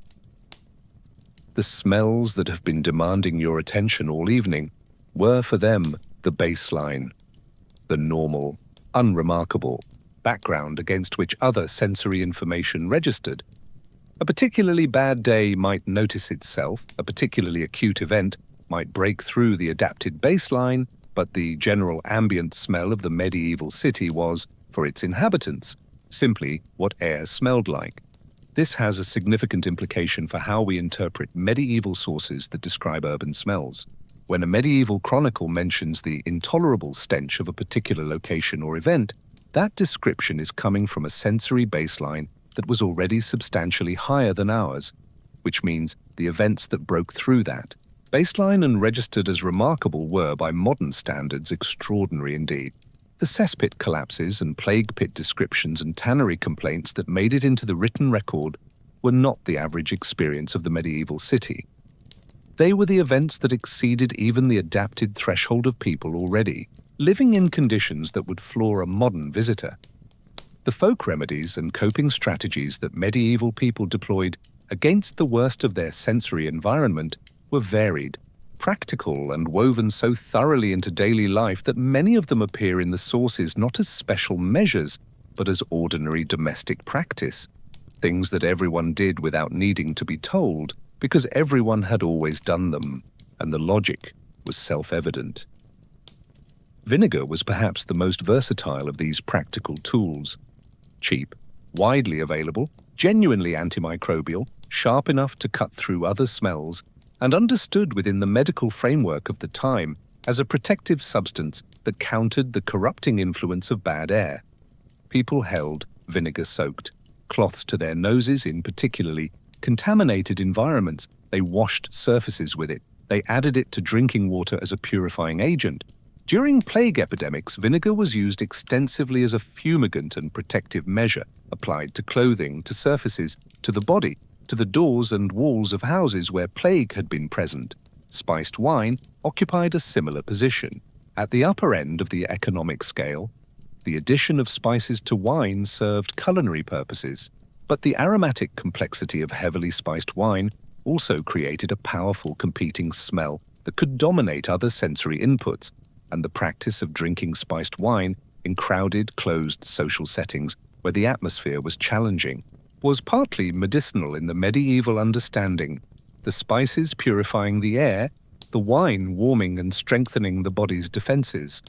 The burning of aromatic substances in domestic spaces, juniper, rosemary, lavender, various resins, was a regular household practice that served simultaneously as air management, pest control, and spiritual protection. Juniper, in particular, was understood as a specific against plague and pestilence, and its burning during epidemic periods was recommended by medical authorities and practiced widely across social levels. Whether it helped in any direct sense is uncertain. That it changed the smell of the space in which it was burned is certain, and in a world where smell was health, changing the smell was changing the health environment The consumption of strongly aromatic foods, heavily spiced dishes built around garlic and onion and leek, the robust herbal flavors of medieval cuisine was partly a matter of taste and partly a matter of preservation. But the aromatics that made medieval food smell and taste the way it did also contributed to the sensory environment of the household and the body in ways that the miasma framework understood as protective. Garlic, in particular, appears repeatedly in medieval medical literature as a protective food, recommended during plague and pestilence, and its powerful aromatic properties were understood as part of its therapeutic action. The psychology of coping with an olfactory environment as challenging as the medieval city involved not just these physical tools but also a set of perceptual and attitudinal adaptations that are harder to document but not impossible to infer. The dark humor that surrounds the worst of the medieval waste management record in the sources, the slightly too detailed accounts of cesspit disasters, the satirical poems about the conditions of specific streets, the deadpan civic records of repeated failed interventions suggests a population that had found, in humor, a way to maintain a relationship with conditions that could not be fully controlled or escaped. Laughing at the cesspit that swallowed the nobility is not just entertainment, it is a coping mechanism. It is a way of asserting cognitive distance from conditions that were physically inescapable. There was also threading through the medieval relationship to the sensory conditions of urban life, something that we might call acceptance, not the passive acceptance of people who have given up, but the active, practiced acceptance of people who have correctly identified the limits of what can be changed and have redirected their energy accordingly.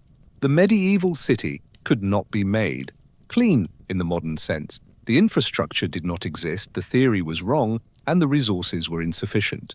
Given these conditions, the question was not how to make the city smell like nothing, but how to live well inside the city as it actually was.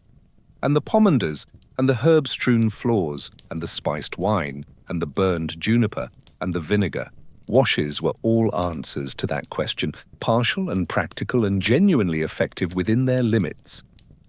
The dawn is beginning now, not yet visible in the sky, which is still dark, but present as a quality of change in the air, a slight softening of the cold, a faint grey at the very edge of perception in the direction of the east. The birds that have been silent through the deep night are beginning tentatively to consider the possibility of sound. One call, uncertain, somewhere in the roofline above you, then silence, then another, slightly more committed. The city is about to wake up. The bakers are already at it. You can smell if you pay attention. The first breath of the morning's bread threading through the pre-dawn air, warm and round and yeasty, the smell of another day beginning its long negotiations with the world. Your nose receives it with something that has become, over the course of this long night, genuinely and complicatedly fond.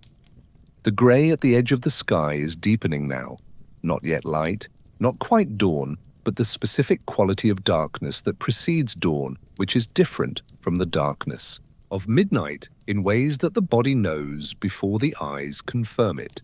The cold has reached its lowest point and will, from here, begin its slow retreat. The birds in the roofline are more committed now, their calls less tentative, building toward the full morning chorus that will, in an hour, make the city sound like a different place entirely. Brighter, more insistent, the soundscape of a world that has remembered it is supposed to be awake. You have been walking these streets for the entire night. You have been in the tannery district and the shambles and the cesspit lane and the market square and the physician's neighborhood and the churchyard's edge and the church itself and the garderobe wall and the bakehouse doorway and the small square with the well and the woman doing laundry in the lamplight. You have smelled things that your 21st century nose will spend some time processing. You have encountered a pig, several pigs, and a horse at the worst possible angle, and the accumulated organic biography of a city that has been alive and working and producing and decomposing for several hundred years without pause and Now, in the last minutes of this long night, the question that has been threading through everything is ready to resolve itself. Not into an answer exactly, but into a perspective. A way of seeing how the world you have been walking through became the world you live in, and what was lost and what was gained in the long, slow, uneven transition between them. The smell of the medieval city did not disappear overnight. It did not end with a specific invention or a specific date or a specific civic decision. It changed gradually, unevenly, differently in different places and at different rates, driven by forces that were sometimes deliberate and sometimes entirely accidental, and that worked together in a combination too complex to reduce to a single narrative. The Black Death was, paradoxically, one of the forces that began to change the medieval city's sensory landscape, not because it motivated a sudden, hygienic revolution, but because it killed so many people that the cities it swept through were, afterward, less densely populated, and lower population density meant lower concentrations of everything that population density produced. The streets of a post-plague city were, for a generation or two, less crowded, the cesspits less strained, the rivers receiving less input from fewer people. This was a terrible way to achieve an improvement, and the improvement was temporary. Populations recovered, cities refilled, the pressures returned. But the demographic disruption of the mid-14th century created a brief window in which the worst excesses of medieval urban accumulation were reduced, and that window had effects that rippled forward in ways that are difficult to trace, but real. The shift in medical understanding, the slow, contested, centuries-long movement away from miasma theory toward a germ theory of disease, changed the relationship between urban authorities and sanitary regulation in ways that ultimately transformed the city's infrastructure. As long as miasma theory held, the logic of sanitary intervention was focused on smell. Remove bad smells, introduce good ones, fumigate spaces where bad air had been present. The interventions that followed from this logic were real and sometimes effective, but they were not targeted at the actual mechanisms of disease transmission, and so they were always partially misdirected. When the understanding shifted, when John Snow mapped the Broad Street cholera pump in 1854 and Pasteur and Koch and their contemporaries established the germ theory on solid experimental ground in the latter half of the 19th century, the logic of sanitary intervention shifted with it toward infrastructure, clean water supply, underground sewage, waste removal systems that addressed the actual biological mechanisms of disease rather than its aromatic symptoms. The great engineering projects of the 19th century, London's sewer system, Paris's renovation under Haussmann, the clean water projects of American and European cities, were the practical expression of a changed theoretical understanding, and their effect on the smell of cities was a byproduct of their effect on the health of cities. But between the medieval cesspit and the Victorian sewer lay several centuries of incremental, halting, uneven change. The development of enclosed privies that managed waste more effectively than open pits, the gradual improvement of urban water supplies, the slow retreat of livestock from city centers as urban economies became less directly agricultural, the development of soap-making as an accessible industry that brought cleaning agents within reach of more people, the gradual movement of the most noxious industries, tanneries, bone boilers, slaughterhouses, to the urban periphery and then outside city limits entirely. Each of these changes reduced by a small increment one of the layers of the medieval city's sensory composition. The animals left first, or rather they left gradually, pushed out by the combination of changing urban economics, increasing civic regulation, and the simple pressure of rising land values that made keeping livestock in city centers progressively less economical. The livestock markets retreated to the edges of cities, then to dedicated facilities outside the urban boundary. The slaughterhouses followed, eventually becoming the invisible, distant facilities that modern urban residents never see or smell or think about. The tanneries went to industrial zones. The bone boilers went wherever they could still operate, without generating immediate complaint.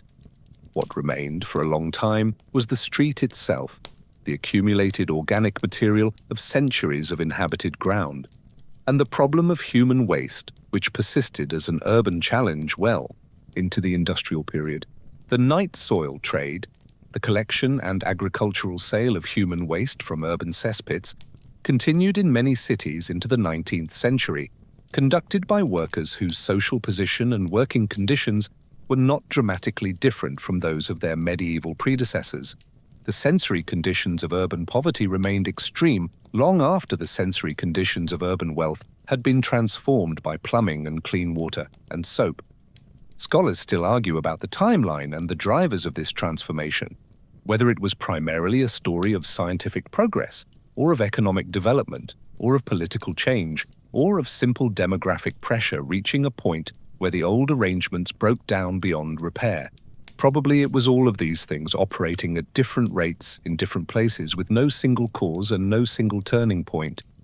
What changed, finally and fundamentally, was not just the infrastructure but the sensory expectation, the baseline against which people measured what normal air was supposed to smell like. As cities cleaned up, the adapted baseline of urban residents shifted, and what had once been unremarkable became first noticeable, then unacceptable. The process worked in both directions. Improving conditions raised expectations, which demanded further improvements, which raised expectations further. The loop, once started, has continued to the present day, which is why a modern city, which would smell extraordinary to a medieval visitor, still generates complaints from its residents about smells that medieval inhabitants would not have been able to detect above the general ambient roar of their own sensory environment. The sky to the east is unambiguously grey now. The first thin light is present not as illumination yet, but as a reduction of darkness, the shapes of buildings against the sky becoming distinct, the geometry of the street reasserting itself in the growing visibility. The birds are fully committed. Somewhere nearby, a door opens and closes, and the smell of a newly lit fire comes briefly and cleanly through the cold air. A man appears at the far end of the street. A baker's boy, probably, or an apprentice, moving briskly through the cold with the purposeful energy of someone who has been up since before dawn and has things to do. He passes without looking at you, his breath a small cloud in the cold air, his feet certain on the familiar ground. The city is waking up. Another medieval day is about to begin. Another day of animals and cesspits and tanneries and markets and bakers and physicians and gong farmers and the small, stubborn, endlessly varied business of being alive in a world that requires constant management and offers no easy conditions and rewards, and always the people who adapt and persist and find a way. You have spent a night in that world, and you have not, as predicted, entirely survived it. Not because anything hurt you, but because something has changed in you, some easy assumption about the clean distance between your world and this one. The distance is real. The change is also real. And the thread connecting them, running through the cesspit and the tannery and the church and the market and the children in the doorway, is the simple, indestructible thread of human life continuing, in whatever conditions, at whatever cost, with whatever tools were available. The morning light is coming. The city smells of itself, fully and without apology. You have been here all night. You know what that means now. The light is fully here now, soft and grey and gentle, the particular light of early morning before the sun has cleared the roofline, a light that makes everything look slightly unfinished, slightly provisional, as if the world is still deciding what it wants to be today. The city is waking around you in stages. A shutter opening here, a voice there, the sound of something being dragged across cobblestones somewhere out of sight, the smell of a dozen morning fires threading through the cold air with the warm, domestic certainty of people beginning their day. You stand in the street and breathe it in. All of it. The wood smoke and the bread and the river and the animals and the deep earthen bass note of the ground beneath your feet. All of it together. The full, complicated, ancient chord of a city that has been alive since before anyone now living was born and will be alive long after everyone now living is gone. It is not a clean smell. It has never been a clean smell, but it is a whole smell, a complete smell, a smell that contains within it the entire story of how people have lived together in close quarters and managed the impossible logistics of collective existence and found ways, imperfect and ingenious and stubborn and sometimes catastrophic, to keep going. You have been here all night, and the city has shown you everything it has. Its workers and its waste, its sacred spaces and its sanitary disasters, its wealthy, carrying their pomanders and its children sleeping in doorways, its regulatory notices flapping against stone walls and its gong farmers working in the dark with the quiet competence of the essential and the invisible. It has shown you the tanneries and the shambles and the cesspits and the river and the church and the market and the garderobe shaft in the castle wall. And it has shown you the cat in the bakehouse doorway who has, throughout everything, maintained a position of absolute considered contentment. The cat has the right idea. It always did. The people of this city will wake today and do what they have always done: manage the unmanageable, adapt to the inadaptable, find humor in the catastrophic, and beauty in the unexpected, and warmth in the proximity of other lives, being lived at close quarters in difficult conditions. They will complain about the smell and contribute to the smell and forget about the smell and remember it again when it exceeds even their adapted threshold. They will do their work and raise their children and pray in their incense-heavy churches and eat their smoke-flavored bread and carry their pomanders through the streets like small, personal declarations that the world can be made, at least in the immediate vicinity of the nose, somewhat better than it is.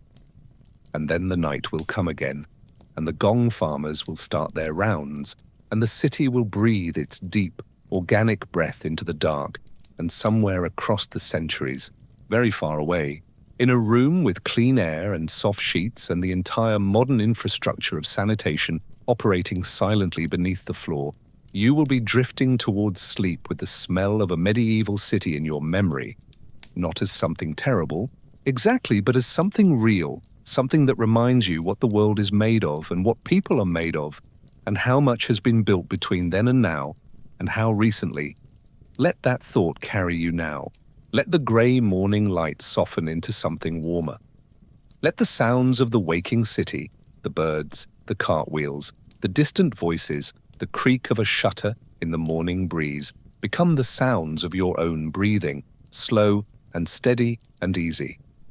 You have walked a long way tonight, through the cesspits and the tanneries and the shambles and the market and the church, and the long, dark, layered streets of a world that no longer exists except in the ground beneath old cities, and in the pages of the books that tried to describe it, and in the moments like this one, when someone sits still long enough to really listen to what the past has to say.